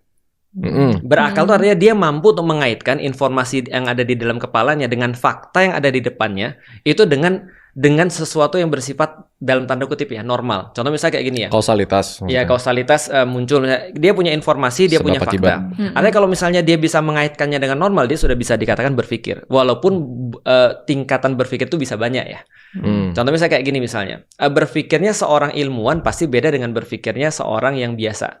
Kalau berpikirnya seorang biasa ya gampang. Ini apa? Ini kursi. Itu udah berpikir. Lalu kemudian kalau ada orang yang kemudian lebih tinggi lagi, dia akan berpikir ini kursi kenapa bisa di sini ya? Kenapa warnanya biru ya? Mungkin berarti orang yang belinya dia suka warna biru. Atau gua tuh. Nah, itu adalah berpikir mendalam tuh. Tapi kalau mungkin dia berpikir lebih tinggi lagi, dia akan berpikir ya lebih tinggi lagi causality-nya. Dia berpikir misalnya kenapa dia ada di sini? Kenapa ini dibeli? Untuk tujuan apa? Nah, balik lagi objektif. Nah, berarti kalau itu lebih ke perbedaan pertanyaannya ya. Maksudnya kalau kita pertanyaannya memang mau tahu kursi itu dari mana ya, mungkin kita akan mencari tahu dari mana ya. Tapi kayaknya bukan lebih ke arah, maksudnya ilmuwan maupun orang awam kayaknya akan tetap sama cara menjawabnya kalau pertanyaannya kenapa atau pertanyaannya dari mana gitu kan. Tapi kalau pertanyaannya cuma ini apa kan pasti tetap jawabannya tetap sama. Nah, itu challenge-nya. Betul. Gua. Mayoritas orang nggak bisa bertanya yang tepat. Bukan nggak bisa yang mencari jawaban apa gitu kan. Kalau gua kan pegang, jadi gua bilang ke tim gua punya boutique consulting business lah. Gua bilang 80% of your work is asking the right question. Dan itu jauh lebih susah gua cari orang yang pinter dibanding orang yang mencari jawaban. Orang mencari jawaban tuh kayak misalnya, tolong cari market size-nya untuk bisnis ini. 8 out of 10 bisa beresin. Tapi kalau gua cari root cause analisisnya, kenapa bisnis ini nggak grow, cuma 2 dari 10 yang bisa. The same question, the same study case, menurut gue the same complexity gitu. Ternyata problemnya itu bukan mencari jawaban untuk orang Indonesia, tapi mencari pertanyaan. Mencari pertanyaan. Apalagi pertanyaan yang kita tanya ke diri sendiri. Nah itu kan yang sebenarnya dan bahkan buat banyak orang tuh ini bisa dipertanyakan aja tuh bukan sesuatu yang possible. Betul. Itu pemikiran dogmatis. Sih. Aku tuh jadi penasaran kalau misalnya anak kecil kan kalau di kita misalnya kita dalam proses perkembangan manusia banyak gitu ya. Kan kita tahu kan tahu bahwa anak kecil belum bisa, misalnya tadi belum bisa berpikir gini pada umur tertentu, belum bisa berpikir gini, belum bisa. Berarti apa Ustadz itu ngeliatnya mereka harusnya nggak diajarin beragama gitu? Nah, itu di umur itu. Jadi belum taksonomi. Enggak, jangan. Jadi di dalam Islam tuh penasaran karena ini kayaknya cukup nggak umum ya. Maksudnya orang kayaknya kan cenderung ngelihatnya dari kalau bisa dari bayi udah dikasih tahu begini gitu kan. Dari bayi suruh ngafal Quran misalnya gitu. Atau suruh sholat duha pas SD gitu kan. Iya. Itu aku juga di SD pasti ada ujian sholat. Nggak ada ujian sholat. Ada ujian sholat. Bisa. Pernah. Parah. Karena kalau belum bisa dia minta diajarin. Kita jangan jadi tempat penghakiman di sini. Iya betul. Tapi kita memang di sini suka janji. Jadi pertama gini, kalau kita bicara tentang anak-anak ya, di dalam Islam itu ada konsep akil balik namanya. Akil balik itu adalah kalau kita menjadi dewasa. Ukurannya sederhana. Akil itu artinya adalah dia akal sudah mulai berfungsi. Jadi artinya bukan berarti akal itu tidak berfungsi ketika kecil, tapi dia sudah mulai bisa membedakan. Artinya dia sudah mulai bisa menahan. Kalau kita mudahkan, akal tuh kayak rem. Jadi kalau remnya udah mulai bisa berfungsi, maka akalnya sudah akil sebenarnya. Contoh misalnya kayak gini ya. Aku pengen permen. Kalau anak kecil mau nggak mau terserah, aku pengen permen. Kalau nggak dikasih dia tantrum misalnya. Tapi kalau sudah satu titik dia bisa dikasih reasoning. Jangan sekarang ya, besok ya. Atau ibu belum punya uang ya. Kalau kamu mau beli ini nanti ya. Kalau enggak itu nggak baik. Nah itu udah reasoning, dia sudah akil. Kalau balik itu secara dewasa dia sudah bisa reproduktif. Jadi akil itu adalah secara mental, gitu ya, balik itu adalah secara reproduktif. Artinya kalau dia sudah bisa reproduktif, berarti dia balik. Nah sekarang yang menjadi problem adalah banyak anak-anak di Indonesia balik tapi nggak akil. Jadi dia sudah reproduktif, bisa nafsunya sudah ada tapi dia nggak ada rem. Nah balik lagi kalau misalnya kita sambungkan dengan pertanyaan agama, apakah anak-anak kecil itu harus diajarkan tentang berpikir? Iya, tapi pada levelnya. Bukan pada level kemudian reasoning sampai seperti orang sudah akil balik. Nah kalau mau yang reasoning pada akil balik, tapi sebelumnya berarti habits. Nah kalau balik kan tadi reproduktif, berarti ukurannya dari biologisnya aja Ustaz ya. Maksudnya kalau misalnya puberti lah gitu ya, mungkin gampangnya. Tapi kalau akil nih mau pakai ukurannya apa ya Ustaz ngelihatnya? Ukurannya tadi kalau dia sudah bisa nahan, dia bisa reasoning dan segala macam. Self control gitu. Harusnya self control. Harusnya sih itu bersamaan dengan ketika dia balik. Tapi harusnya sebelumnya. Kalau secara ilmu otak manusia, maksudnya kalau secara neuroscience kan kita menemukan tuh ya bahwa ternyata self control di prefrontal itu kan baru develop di umur 25 gitu. Betul. 45. Laki-laki fully. Kata orang perempuan 26 ya. 26 sudah maksimal katanya. Kalau laki-laki katanya laki-laki itu agak lebih dia sampai umur otak berkembang sampai umur 14, setelah itu standar sampai umur 57 terus kemudian turun. General neuroplasticity. Nggak tahu itu ya. Nggak terlalu tahu deh angka-angkanya. Maksudnya laki-laki nggak pinter-pinter. Ngejok. Sorry. Kirain nih ada data baru. Gimana? Lo belum pernah denger nih. Enggak kan? Kalau datanya laki-laki 28. 20-an kan ya. Maksudnya perempuan mid 20s. Biasanya mid 20s. Tapi kenyataannya laki-laki nggak dewasa-dewasa kan. 14 tahun sampai turun. Kata mama umur 30 tingkat 13. Iya, aku tuh mau nanya soal gini kan, pendidikan dasar ini kan dari SD sampai SMA itu kan belum sampai 20 ya. Betul. Jadi kita bisa bilang mungkin belum akil kali. Maksudnya belum sampai prefrontalnya ini ada gitu kan. Berarti Ustadz ngeliatnya kalau kan kita sekarang di kurikulum tuh maksudnya kayak aku dari kecil juga ya dari SD gitu kan, udah langsung diajarin satu agama gitu kan dengan wahyunya lah gitu ya, dengan wahyunya. Nah sedangkan tadi kan Ustadz sama Raymond juga kayaknya setuju ya bahwa ternyata harusnya akil dulu nih, maksudnya akalnya dulu, mikirin dulu, baru dikasih bisa mengolah wahyu lah gitu. Berarti Ustadz ngeliatnya harusnya gitu ya, berarti pendidikan bahkan dasar Imam Syafi'i yang dijadikan sebagai gitu rujukan orang-orang Indonesia bilang gini, kewajiban pertama orang-orang yang akil adalah mencari bukti bahwa Tuhan itu ada. Jadi mencari bahwa saya eksistensi Allah itu benar, itu harus dicari. Jadi dia nggak dapat taken for granted. Artinya seperti yang dikembangkan sama orang-orang di Indonesia ini ya memang problematik sih. Karena aku sering ngomong terbuka di mana-mana bahwasanya di Indonesia itu problematika paling besar adalah ketika agama ataupun pelajaran apapun diajarkannya bukan why tapi what and how. Jadi artinya mereka jadi tahu, mereka jadi ngerti, tapi mereka nggak mau karena mereka nggak punya why-nya. Nah, ini problematika orang Indonesia nih. Artinya kalau dikatakan lagi ya, emang terlalu berat nggak sih orang-orang di Indonesia belajar agama? Kita mengatakan iya juga. Bahkan kemarin kita juga sempat kritik sih. Contoh misalnya kayak gini, sekolah-sekolah yang mewajibkan sholat duha itu kita kritik. Oh Allah aja nggak mewajibkan sholat duha gitu maksudnya. Masa sekolah mewajibkan sholat duha kan itu? Lebih tinggi derajatnya. Iya lebih tinggi. Tapi ketika sekolah ditanya mereka mengatakan apa? Ini kami proses pembiasaan. Tapi tidak seperti itu sebenarnya harusnya. Harusnya mereka melatih orang tuh senang dulu dengan ilmu, senang dulu dengan kemudian agama. Setelah itu baru mau nyari agama kan gitu kan. Artinya gini, bukan dipaksa baca buku atau mewajibkan baca buku, tapi senang sama buku kan gitu sebenarnya. Nah itu yang harusnya terjadi sih. Yang gue suka tuh kayak gini. Kayaknya Ustadz Felix satu-satunya Ustadz yang pernah gue temuin yang kayak tantang aja Islam, challenge gitu. Kan gue, nah dari dulu tuh gue nggak pernah mau belajar agama karena gue takut ya itu ada norma-normanya tentang menantang dan mempertanyakan agama. Taunya Islam mutlak ikutin. Salah masuk neraka. Nah itu, makanya gue nggak pernah dan waktu itu nggak pernah ada interest buat belajar Islam itu sendiri. Akhirnya tantang aja gitu. Sampai yang gongnya itu yang la ilaha illallah, there is no God selain Allah, there is no God dulu. Kayak justru emang flow-nya adalah patahin false belief dulu, apapun yang menghambat itu bancorin semua, baru bisa masuk ide-ide baru gitu. Jadi kita menganggap kalau ada orang ateis itu udah setengah Islam. Ateis itu setengah Islam, gitu technically. Iya, karena udah there is no God gitu loh. Tinggal selain Allah. Nah, itunya. Itu guyonannya sih sebenarnya. Iya. Ini ngerti. Ini ya, tapi emang challenge-nya itu di Indonesia tuh again balik lagi ke kalau gua simpelnya, gua baru tahu phrase-nya tuh namanya dogmatif. Iya. Dogma. Dogma itu udah kayak mutlak iris wariris, mama udah bilang begini, keluarga itu. Lu udah kayak pakai kacamata kuda, lu nggak bisa ngelihat anything beyond that gitu kan. Kayak penjara yang paling parah kan penjara pikiran. Things yang bikin lu sendiri nggak bisa dan nggak mau ngelakuin hal-hal lain itu, nggak open mind gitu loh. Solusinya tuh apa? Kalau kita harus brainstorm bareng-bareng yang mematahkan stigma bahwa masyarakat kita tuh dogmatis semuanya. Tadi ada di buku ini. Iya. Benar. Iya, ini ada nih. Yang ini judul gedenya makanya mikir. Kita nulis tuh sesat pikir dan bias dalam pengambilan keputusan. Enggak, jawabannya sebenarnya judulnya. Judulnya. Makanya mikir. Iya, ini nih. Benar. Pola pikir ilmiah. Oh iya, yang pede dan yang ngotot belum tentu benar. Nah, benar. Kalau ngotot doang lagi. Lu pede dan lu ngotot ya? Iya. Belum tentu kan belum tentu salah juga. Kalau pede ngotot tapi yang benar kan bisa. Kan lu belum tentu salah kan, lu bisa jadi salah banget. Iya, itu bisa. Sering kok. Benar. Dan sekarang to the point gue tuh seneng, justru gue makin seneng. Only since a year ago gue makin seneng kalau dilihat bodoh, dilihat nggak ngerti, dan dilihat sok tahu. Satu, leverage bahwa gue di underestimate. Kedua, ternyata ini kayak internal locus of control ya. Ternyata itu tuh kayak namanya cognitive reframing lah.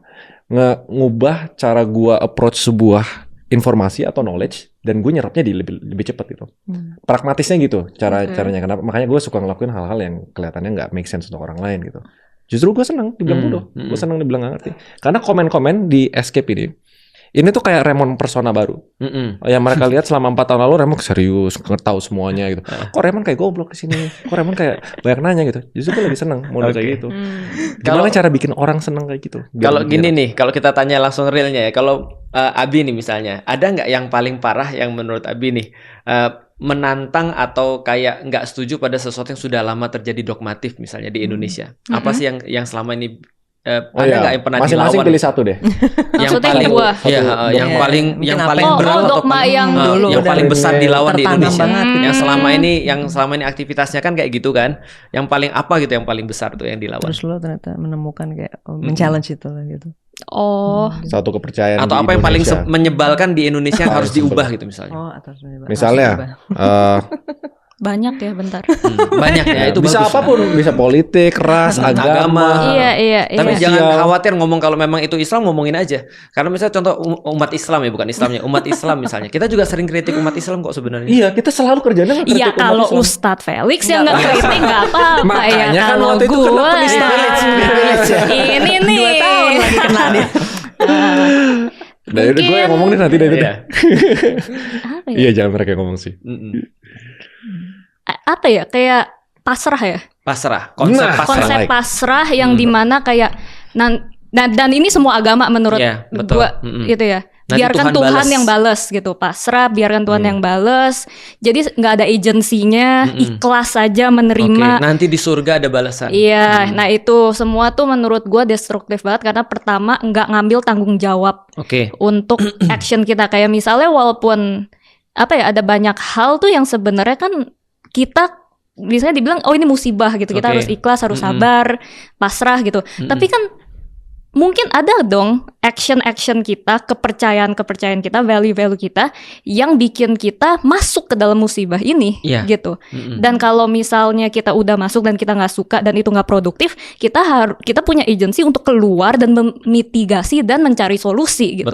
Bukannya hanya pasrah. Nah ini nih implikasinya banyak banget menurut gua. Buat orang malas. Iya, orang malas. Habis itu kayak orang yang keadaan.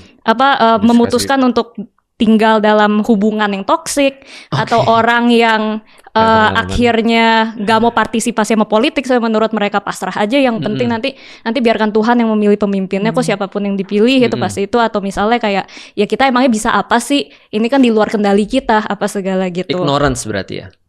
Pasrah ya, bukan ignorance. Mereka paham informasi ya, tapi mereka merasa mereka nggak punya agensi untuk melakukan apa-apa terhadap itu gitu. Terus habis itu juga atau kalau dijahatin sama orang, ikhlasin aja gitu. Akhirnya orang yang jahat itu merasa terjustifikasi, mereka tidak salah, tidak ada yang melawan, terus melakukan malapetaka dan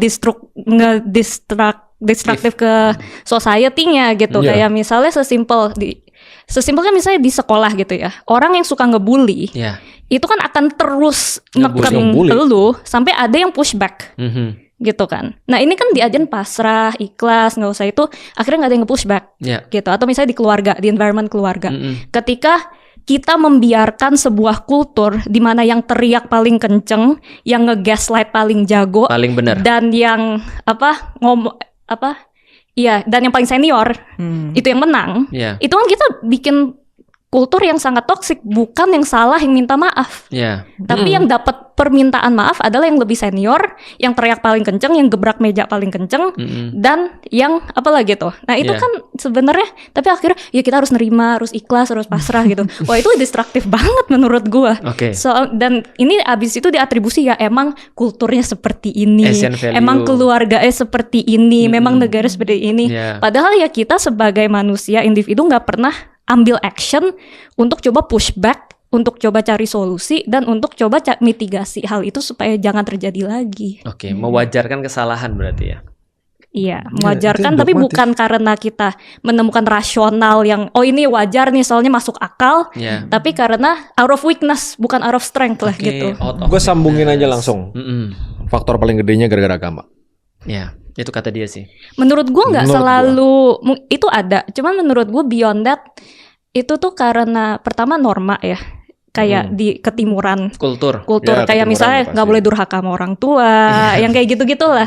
Itu malin kundang. Iya, terus abis itu yang bos atau yang jabatannya lebih tinggi harus dihormati, asal bos senang gitu ya.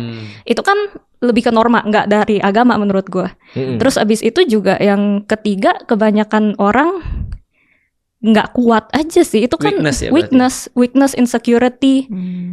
Kan nggak semua orang tuh untuk bisa kita ambil tanggung jawab untuk kita mau melawan, kalau kita diituin kan perlu keberanian, mental strength, dan itu emang nggak semua orang punya sih menurut gue. Jadi ada kombinasi. Berarti pasrah kalau Kania. Aduh, banyak lagi nih. Banyak. Iya. Kayaknya perempuan susah deh kalau nggak cuma satu, banyak berarti. Ya, makanya sampai jadi satu buku. Benar ya. Mungkin pertama ini dulu kali ya, salah satu dulu. Nanti kalau sempat coba ya 2 atau 3. Tapi yang pertama tuh bukan cuma mengutamakan, tapi yang penting niatnya gitu. Kayaknya ini terlalu banget nih. Ya, yang penting niatnya gitu. Jadi orang tuh ngelakuin suatu kesalahan fatal aja, dia bisa nggak ngerasa salah karena niatnya nggak gitu. Dan ini destruktif banget sebenarnya nilai ini dan kayaknya ketanam banget ya, karena aku lumayan sering banget gitu mengalami orang kok gini banget ya tentang niat ya gitu. Kayak cowok biasanya kayak gitu ya. Iya. Setuju. Kalau di aku mungkin kayaknya gendernya nggak relevan deh, kayaknya semua manusia jadi gitu ya. Kayak banyak yang berhenti di niatnya gimana gitu. Jadi ya niatnya baik, yang penting niatnya baik. Pertamanya mengalami kayak realisasi ini tuh ada nilai kayak gini tuh waktu kuliah. Jadi biasalah Kania dengan kesotoyan dan itu masih muda ya, semester 2. Mau cerewetin tentang segala hal. Protes apa waktu itu Kania? Jujur sebenarnya rada nggak penting, tapi aduh gimana nih, sebutin aja ya. Karena udah ingat ya, ini Kania umur masih kecil. Umur 19 tahun. Protesin maaf-maafan lebaran. Oke. Oke. Harusnya maaf-maafannya pas Ramadan bukan lebaran gitu. Iya. Itu ya. Mungkin ada kritik itu berarti kayak pas lebaran enggak usah maaf-maafan lah. Bukan. Jadi aku protesinnya bukan gara-gara maafan ya. Maaf in itself yang enggak ada masalah apa. Cuman aku tuh waktu itu again Kania sotoy dan Kania cerewet. Kania yang penuh dengan adrenalin umur 19 tahun. Iya. Menarik. Protesnya karena aku dari kecil diajarin kalau minta maaf tuh clear, minta maafnya salahnya apa. Oke. Koreksinya apa. Iya. Koreksinya apa gitu kan. Terus gimana supaya kedepannya nggak terjadi lagi. Aku punya nilai ini di rumah gitu. Jadi ibuku tuh selalu ngajarin kalau misalnya dia marah nih misalnya. Nah terus aku minta maaf, dia suruh aku jelasin. Kenapa kamu minta maaf? Kamu minta maaf kenapa? Salah di mana? Tahu nggak salah di mana? Kayak gitu. Jadi aku udah biasa dari kecil kalau aku minta maaf tuh ya karena salahnya ini, koreksinya di mana, gimana supaya nggak terjadi lagi gitu. Luar biasa. Nah jadi aku biasa cerewet panjang lebar di line post kan. Kamu minta maaf, kamu ngapain minta maaf? Iya. Terus apa? Karena gue pengen aja. Di line post cerewet panjang lebar soal ini gitu. Nah terus banyak banget yang jawabnya kayak yang penting kan niatnya gitu. Orang kan minta maaf tuh niatnya baik gitu. Niatnya tuh niat mulia kayak gitu. Terus aku jadi mikir, oh ada lagi nih ternyata nilai lain yang aku juga nggak kenal nilai ini nih. Yaitu tadi yang penting niat. Ibuku nggak pernah ngajarin niatnya apa. Ibuku tuh selalu kayak ini kenapa kayak gini hasilnya gitu. Jadi aku selalu jadi gini. Kenapa Kania yang kemudian menemukan bahwa maksudnya kalau aku menemukan scientific thinking nih useful banget gitu ya, berguna nih untuk kehidupan gitu, karena aku terbiasa membaca konsekuensi gitu. Jadi nggak bisa niat doang nih maunya A nyampe ke A nggak gitu, udah biasa mempertanyakan itu gitu. Kalau kita mau ke A harus ngapain gitu. Misalnya kalau kita mau air jadi membeku gitu kan, masukin freezer apa direbus dipanci kan masukin freezer gitu. Jadi kebiasa membaca kalau kita maunya ke sini, niatnya ke sini, apa yang harus dilakuin nih. Nah kalau yang kita lakuin ini ternyata malah bukan ke sini, malah sebaliknya, itu aku akan tanggung jawab. Oh berarti saya salah baca petanya nih gitu. Berarti akannya salah nih baca rantai konsekuensinya kayak gitu. Nah sedangkan kalau orang udah kebiasa cuma cuman berhenti di niatnya apa, maksudnya ya saya niatnya mulia loh, tapi kan dilihat dong realitasnya hasilnya mulia nggak gitu kan, konsekuensinya kan. Iya, harusnya kan kita lihat dong ya kan dari niat baik ini, loh bener nggak nih hasilnya niat baik gitu kan. Kayak misalnya ya orang tua nggak mungkin lah mau yang buruk buat anak. Iya memang ya, maksudnya kalau dari niat mungkin ya kan, loh tapi hasilnya buruk gitu harus dilihat kan, berarti kan salah nih mungkin gitu. Kadang-kadang misal kalau anak kecil ya balita, kadang-kadang kan ada mungkin ada mertua neneknya gitu ya, ibunya apa punya ide-ide ya, anaknya harus makan apa, harus begini. Nah nanti ketika dilihat ternyata hasilnya nggak kesini, nggak peduli gitu. Ya kan kita kan niatnya pasti baik. Iya niat pasti baik bang gitu. Mohon maaf ya, maksudnya saya juga paham ya gitu. Kita sayang sama cucu, sayang sama anak, niatnya baik gitu. Cuman kan harus punya kesadaran niat ini konsekuensi. Iya, niat nggak cukup, nyampe nggak konsekuensinya yang dimaksud kayak gitu loh. Kayak kemarin sih ada yang bilang niat juga itu yang apa nyiram Novel Baswedan itu. Niatnya saya nyiramnya di kaki. Kenanya kan di wajah kan. Terus Bintang Emon bilang emang jalannya handstand. Itu salah satu niat ya contohnya. Contoh. Jadi contoh ya kan. Jadi pertunjukan loh itu mens rea tuh. Mesra ya? Panji kan? Iya. Artinya kan niat buruk kan? Iya, niat buruk. Bahwasanya orang berlindung di balik niat. Iya. Berarti harusnya gimana Mbak? Kita jadi kadang-kadang tuh kita jadi punya penekanan yang terlalu ekstrim di niat. Nah sedangkan kita lupa di konsekuensi. Dan akhirnya menurutku kita juga kadang-kadang ngelihat sumber masalah jadi nggak tepat nih gitu. Karena kita mikirnya sumber masalahnya niat gitu. Kadang-kadang kita mikirnya oh ini orang gara-gara jahat nih gitu. Kita bahas juga di buku ini gitu. Kadang-kadang tuh enggak, sebenarnya banyak banget dampak buruk dan kerugian itu bukan datang dari orang mau jahat gitu. Ya, kayak tadi misalnya kita nggak ada niat buruk nih ke anak atau ke cucu atau ke sepupu apa, tapi nasihat kita nih kita nggak lihat konsekuensinya apa secara di faktanya benerannya kayak gimana. Ternyata faktanya itu sebenarnya buruk gitu. Nah tapi dampak buruk itu nggak ke-track lagi kan, karena kita cuma berhentinya di niat tadi gitu. Jadi kadang-kadang aku ngelihat kita tuh kurang aware dengan masalah kesalahan dalam melihat konsekuensi dibandingkan dengan masalah yang datang dari niat jahat gitu. Jadi kadang-kadang kita ngelihatnya tuh cuman ketika niatnya jahat. Jadi misalnya orang mau merampok, kita tahu itu masalah nih karena orang itu mau merampok, tapi kita nggak ngitung kerugian-kerugian lain yang terjadi gara-gara orang sebenarnya niatnya nggak gitu, tapi terjadinya gitu. Karena inkompetensi sama kebodohan. Inkompetensi itu terjadi atau barusan. kesalahpahaman Niat juga sama. itu tadi. Itu niatnya pengen memfasilitasi anak-anak muda untuk bisa berkarya lebih lanjut di dunia politik. Yang mana ini? Yang ada paman. Kepancing sih. Yang ada pamannya itu. Oh iya. Itu niatnya baik tuh. Niatnya baik. Tapi hasilnya. Baik. Aduh. Enggak, itu kan contoh niat kan. Maksudnya kan tiba-tiba jadi. Tapi karena ini dia berkembang kepada problematika kayak gini. Berkembang pada problematika perkataan-perkataan omong kosong, tau gak sih? Jadi contoh ya, ada orang yang berkata gini, niat saya tuh baik. Omong-omong saja maksudnya. Omong kosong. Jadi kayak gini misalnya. Contoh ketika diputuskan misalnya dulunya usianya segini misalnya. Lalu kemudian turun jadi usia segini misalnya. Lalu ketika dimintai klarifikasi, dia bilang apa? Ini untuk memfasilitasi anak-anak muda agar bisa berkarya di dunia politik gitu kan ya. Ini ada semua orang bisa untuk daftar kok gitu kan ya. Kita semua tahu itu omong kosong sebenarnya. Karena sebenarnya dia cuma fasilitasi satu orang aja sih sebenarnya. Niatnya baik nggak? Baik anaknya kan. Makanya kan kemarin kata Bintang Emon, lu inget gak? Kita nggak bisa kompetisi niat baik sama pemerintah. Niatnya karena baik, semua pemerintah tuh niatnya pasti baik. Masalahnya adalah bukan hanya niat baik. Itu maksudnya. Baik juga kan untuk siapa? Kan itu kan.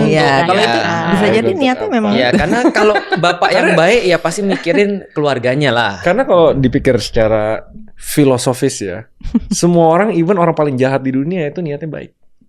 Belum tentu sih, Ren. Baik.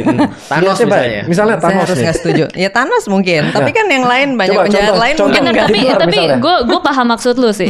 Semuanya niatnya baik. Jarang orang ngelakuin kejahatan untuk kejahatan itu sendiri, tapi dia mau ngejar sesuatu yang baik untuk definisi dia, tapi dia keliru gitu. Tapi aku juga paham karena ada memang orang-orang yang pure evil. Pure evil. Tapi jumlahnya dikit sekali sih menurut gue. Ini sama kayak reverse-nya, misalnya Mother Teresa, gue debatin kayak gini. Dia orang baik enggak? Kalau dia enggak happy sama apa yang dilakuin dan ngefeed egonya atau enggak personal happiness, dia pasti nggak ngelakuin itu. It's human nature. Lu nggak mungkin ngebantu orang. Pasti nyari self interest. Ada itu self ada juga tuh kan? Ada juga. Ada juga. Kok nggak jualan yang ini? Ada yang penting mikir dulu. Oh iya, mikir dulu. Kan makanya mikir. Sama Thanos juga kayak gitu bilangnya for the greater good. Ya kan? Niatnya baik. gak ada niat buruk berarti. Simpelnya kayak gitu. Berarti gak ada niat buruk di dunia ini. Ya baik buruk kan lagi-lagi kan untuk bisa aja misalnya Raymond dulu punya mantan yang dia dendam, terus dia akhirnya punya niat buruk untuk balas mantan dendam, itu kan bisa balas dendam, bisa aja. Jadi niat buruk sebenarnya itu bisa niat aja. Baik. Untuk mental health gua. Oh. Iya, tapi buruk bagi dia. Benar, exactly. Iya. Nah itu kan kayak kita sebenarnya di sini kan ada matriksnya juga ya, ngebedain antara orang jahat sama bodoh nih. Bedanya itu yang jahat itu dia menguntungkan dirinya tapi ngerugiin orang lain. Orang bodoh tuh ngerugiin dirinya, ngerugiin orang lain. Karena biasanya datangnya dari nggak tahu konsekuensi, nggak tahu atau salah tahu. Berarti orang bodoh itu lebih berdosa daripada orang jahat sebenarnya. Kalau dari utilitarian itu sangat lebih destruktif. Tapi benar sih. Benefitnya nggak ada. Di agama pun kayak gitu kan? Di agama sama. Agama pun kayak gitu. Di dalam agama orang bodoh lebih berbahaya daripada orang jahat. Gitu. Dan kalau misalnya percaya kayak segala sesuatunya asal niatnya baik, itu kan artinya sangat destruktif karena ternyata orang yang dengan niat baik tapi akalnya ngaco bisa sama destruktif atau bahkan lebih destruktif dari orang yang jahat. Gitu. Dan ini banyak yang nggak ngeh gitu, yang nggak sadar. Kenapa makanya inkompetensi, kebodohan itu tuh ya sebenarnya harus diperbaiki. Karena ini sangat destruktif. Orang bilang gini, orang jahat itu lebih mudah diubah daripada orang bodoh. Karena kalau orang jahat, dia sebenarnya sudah punya bahannya. Dia udah mikir. Tapi orang bodoh itu kita harus kerja 2 kali. Iya benar. Nah makanya lebih bahaya orang bodoh daripada orang jahat tinggal diyakinin gini. Kalau skemanya gini lo untung juga kok. Udah dia bisa mikirnya gitu. Kalau dia nggak tahu apa ya. Ada yang lebih susah lagi. Siapa? Orang bucin. Nah ya. Yang udah menggabungkan perasaannya topik panjang itu kan. Tapi berarti kalau pikiran itu tuh masuk ranah kognitif, bener nggak? Kognitif. Berarti IQ gitu loh. Ya IQ pasti berkontribusi untuk berpikir ya. Tapi bukan berarti ada dikotomi sama emosi juga gitu, kayak itu ada hubungannya juga kan. Ini Raymond mau ke arah mana? Mau bahas emosi? Iya. Karena pas tebakan gue bener. Tentang kebucinan kan. Karena orang teman gue nih pinter. Iya. Tapi bucin ya. Bodoh hanya lebih bodoh daripada orang bodoh. Dalam sektor perbucinan pas ini. Dia lagi bucin. Pas dia dalam membuat keputusan apapun. Tentang kebucinan dia atau semuanya? Semua. Money, life, career, family. Karena lagi bucin. Lagi bucin, gue bikin keputusan semuanya buat pergi sama pacar gue deh. Nah, tapi kalau itu hitungan cost benefitnya gimana? Iya, kan kalau emang tujuan dia emang pengen itu lebih benefitnya lebih besar buat dia. Nah, ini kan berarti perasaan dan akal sehat gitu kan. Enggak, itu lebih ke kebutuhan dong. Kebutuhan orang ini prioritasnya apa? Misalnya kalau dia tipe orang yang prioritasin karir misalnya, itu nggak akan ngaruh gitu. Justru masuk akal ya. Percintaannya akan mengikuti karirnya gitu. Misalnya kayak orang gue ngutamain karir nih, ya udah gue pacarannya bakal di jam-jam yang gue kosong. Misalnya itu bakal terjadi sistem seperti itu kalau dia memang prioritasnya. Karena gue tahu jawabannya kenapa gini. Karena ini dari perspektif cewek kayaknya. Oke, gimana? Enggak. Karena cowok kalau bucin itu nggak rasional. Untuk elu, tapi kan cowok tipenya macam-macam, nggak cuma elu. Cowok kan tipenya macam-macam, nggak cuma modelan elu. Ada mungkin cowok. Jadi gue. Ada mungkin. Ada ketularan jajing nih. Gue suka banget cowok yang bucin. Ya gimana? Si cowok bucin sepertinya ada buktinya, salah satunya teman elu gitu kan, yang dimana dia emang gue misalnya mungkin ya ini tebakan gue pengen bahagia di hidup, yang bikin gue bahagia kebucinan gue meni cewek, yang lainnya udah jadi fana untuk gue, ya udah gue tinggalin untuk dia. Nah itu bisa dijustifikasi nggak? Bisa. Soalnya itu bikin dia seneng. Iya, ini karena goal utamanya kan happiness dia. Subtitle buku ini tuh kan untuk kebahagiaan. Dan itu kan subjektif ke setiap orang. Soalnya kalau ini end goalnya kebahagiaan. Berarti ada orang yang bahagia dengan harta, ada orang bahagia dengan cintanya. Itu nggak salah. Kalau dia mau ngorbanin hartanya untuk cintanya, kalau itu yang bikin dia bahagia. Yang penting dia punya argumen. Iya. Benar. Tapi masalahnya gini, orang yang tanda kutip drown by emotion, itu kemampuan kognitifnya tiba-tiba minus. Kalau untuk jatuh cinta, kalau secara neuroscience-nya memang kan itu ya, maksudnya membanjiri otak dengan hormon tertentu sehingga frontal lobe akan berkurang, memang rasionalitas akan berkurang. Nah, tapi kan balik lagi nih, kita mau mau mengikuti atau mau mengontrol itu sebenarnya pilihan lagi sih gitu ya. Itu akal. Sama kayak inilah kalau kita lagi puasa kita punya desire dari dalam biologisnya haus misalnya. Tapi kan kita punya pilihan sebenarnya ya buat kontrol mau gimana. Jadi itu kembali ke pilihan, tapi pada akhirnya kalau dari aku sendiri, aku nggak bisa memberikan judgement objektif universal untuk bilang, oh ini yang salah nih gitu, nggak bisa karena itu udah di ranah preferensi nih gitu ya. Maksudnya ini dia preferensinya mau mengutamakan apa. Nah yang penting adalah awareness soal apa yang kita butuhkan atau apa yang kita cari dalam hidup kita gitu. Karena kadang-kadang yang terjadi kalau kita nggak punya awareness ini di awal, nah terus kita asal go with the flow. Ketika hal-hal seperti ini terjadi, kita bisa mengorbankan sesuatu yang sebenarnya bernilai besar buat kita, tapi kita nggak ngeh aja selama ini gitu. Jadi yang lebih penting tuh emang self awareness-nya dulu. Jadi aware dulu bahwa oh sebenarnya yang bikin saya happy tuh ini. Sebenarnya kalau kayak gini bakal suffering, bakal menderita atau bakal nggak tercukupi kebutuhannya. Nah ini harus ada awareness. Jangan sampai gara-gara bucin misalnya, oh saya punya tanggungan gitu kan. Aku generasi sandwich ya. Punya tanggungan ibu, punya tanggungan adik. Terus gara-gara bucin kerjaan hancur kelabakan, akhirnya kuliah adik nggak kebayar. Habis itu kelilit pinjol. Nah itu bodoh. Itu yang bodoh maksudnya. Tapi kalau dia memang manage sesuai dengan kebutuhan dia, ya aku nggak bisa judge bahwa kebutuhan dia salah dong gitu. Awareness ini berarti yang penting. Betul. Soalnya berarti gini, kemarin tuh quote-nya apa yang cogito ergo sum. Dubito. Enggak sebelum. Kan cogito ergo sum. Iya, sebelumnya ada tapi dubitonya. Sebelumnya ada dubito ergo cogito. Cogito ya. Jadi kan sebenarnya emang awareness dan lain-lain itu menjalar ke satu nih ujung-ujungnya. Untuk bisa berpikir harus bisa bertanya. Harus bisa mempertanyakan doubt itu apa ya kalau di keraguan kebimbangan gitu. Jadi di dalam Islam itu pertanyaan termasuk bagian berpikir. Termasuk bagian berpikir atau aktivitas sebelum berpikir. Termasuk bagian berpikir. Berarti masuk satu ranah berpikir. Iya, kan? Jadi itu akan mengencourage orang untuk berpikir. Soalnya gini, coba deh, menurut teman-teman di sini yang bukan yang biasa kita cowok-cowok, audiens gue 70% cowok, dia 70% cewek. Iya. Surprisingly. Kania 80% cowok. Gitu. Gue 50-50. Balance. 80% cowok. Berarti dia mengajar cowok-cowok, aku mengajar cewek-cewek. Ya kita kan balance ya. Coba deh, skeptisisme itu baik atau buruk menurut kalian? Kalau aku sih ngeliatnya baik, bahkan ada di sini baik, jadi harus baik. That's what I'm promoting. We're promoting. Nah, habis itu sinisisme baik atau buruk? Tergantung definisi kalau itu. Ebi nggak tahu. Iya, lu definisi apa dulu sih? Gue takutnya gue ada definisi, lu ada definisi nggak ketemu nih. Itu termasuk bagian proses berpikir. Iya, bagus bertanya. Model berpikir harus sama dulu. Persetan semuanya. Tapi tetap nalar. Sinisisme. Persetan semua berarti itu ajarannya Diogonius. Semuanya nggak peduli nggak sih? Persetan semua tuh artinya kayak melawan status quo selalu kayak kontrarian. Iya, kontrarian. Oh, lu maksudnya lu. Nanya gitu. Oh, kontrarian kalau dari gue kayak itu bukan sinis sih. Iya, tapi oke, gue kalau definisi kalau dengan pengertian jadi selalu itu menantang. Enggak tergantung konteks. Nggak bisa gitu. baik. Kalau dalam metode ilmiah sinikal itu wajib. Skeptis itu wajib. Cynical itu cynical juga bisa wajib. Tapi kalau misalnya lu kontrarian dalam segala hal to a point sampai lagi kita makan-makan hangout lu. Ini kenapa begini? Ini begitu terus lu jadi nyebelin.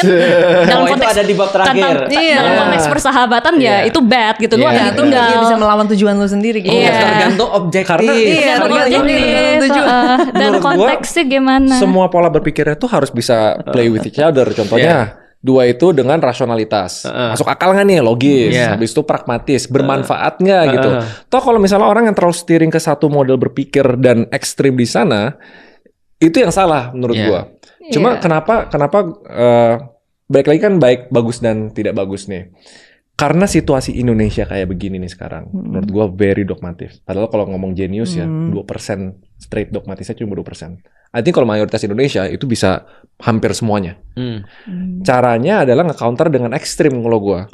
Sekalian skeptisisme sama sinisme. Nah ini menurut gue kalau goalnya itu strategi yang mungkin bisa diuji ya. Efektif atau enggak pertanyaannya, bukan baik atau buruk kan. Nah bagus. Batman soalnya dia. Rasal Ghul. Enggak, gue enggak. Karena nonton DC gue jahat jadi Rasal Ghul. Tahu, cuman gue enggak ngikutin apa gimana. Jadi Batman gurunya tuh Rasal Ghul tapi jahat. Tapi kalau gue mungkin bakal nyaranin gini ya, kayak kontrarian atau tadi men-challenge sesuatu, iya. Tapi pada saat yang bersamaan mungkin paralel gitu ya sekalian membangun juga kemampuan berpikir dasarnya gitu. Kayak dalam melakukan berlogika ya, bermatematika misalnya. Karena aku jujur banyak menemukan kadang-kadang maksudnya kritik gitu ya terhadap suatu kebijakan, suatu sistem.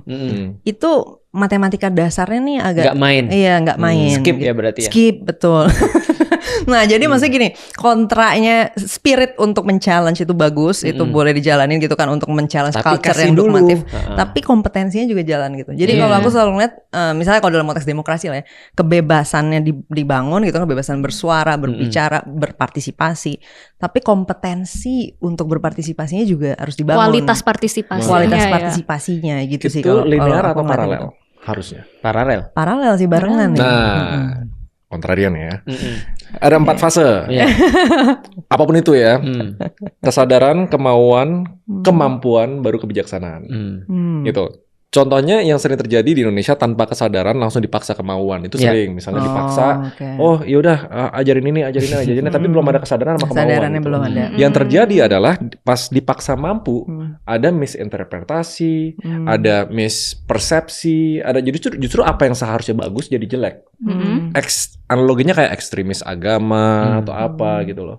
Kalau gua berpegang teguh, separalel-paralelnya harus tetap linear. Oh, maksudnya kayak, ada bagian yang tetap linear gitu ya. Pas dia lagi di fase kesadaran sama kemauan, let's not force them to learn something, kemampuan itu tanpa yang dia nggak mau gitu loh. Atau nggak beats the purpose gitu. Kalau gue linear, hence kayak approach gue in solving problem misalnya di Indonesia, sistem politiknya, harus hajar dulu ya, hukumnya dan lain-lain. Hajar dulu. Ya, makanya gue diancam terus kan. Awareness-nya ke-build. Makanya kemarin kan rame-rame nih semua influencer kayak speak up, pegang rumput gitu. Tapi gimana kalau nanti ada yang bagus kan jangan kita hajar dulu kan. Harus dipertimbangin itu kan juga. Maksudnya Kania tuh bukannya dua hal paralel, cuman ini sebenarnya satu komponen yang masuk ke linearitas elu gitu. Cuman itu satu komponen yang jangan dilupain dalam kelinearitas. Ketika lu membangun kesadaran soal contrarian, lu juga harus bangun kesadaran dijederin soal kompetensinya gitu maksudnya. Jadi setuju.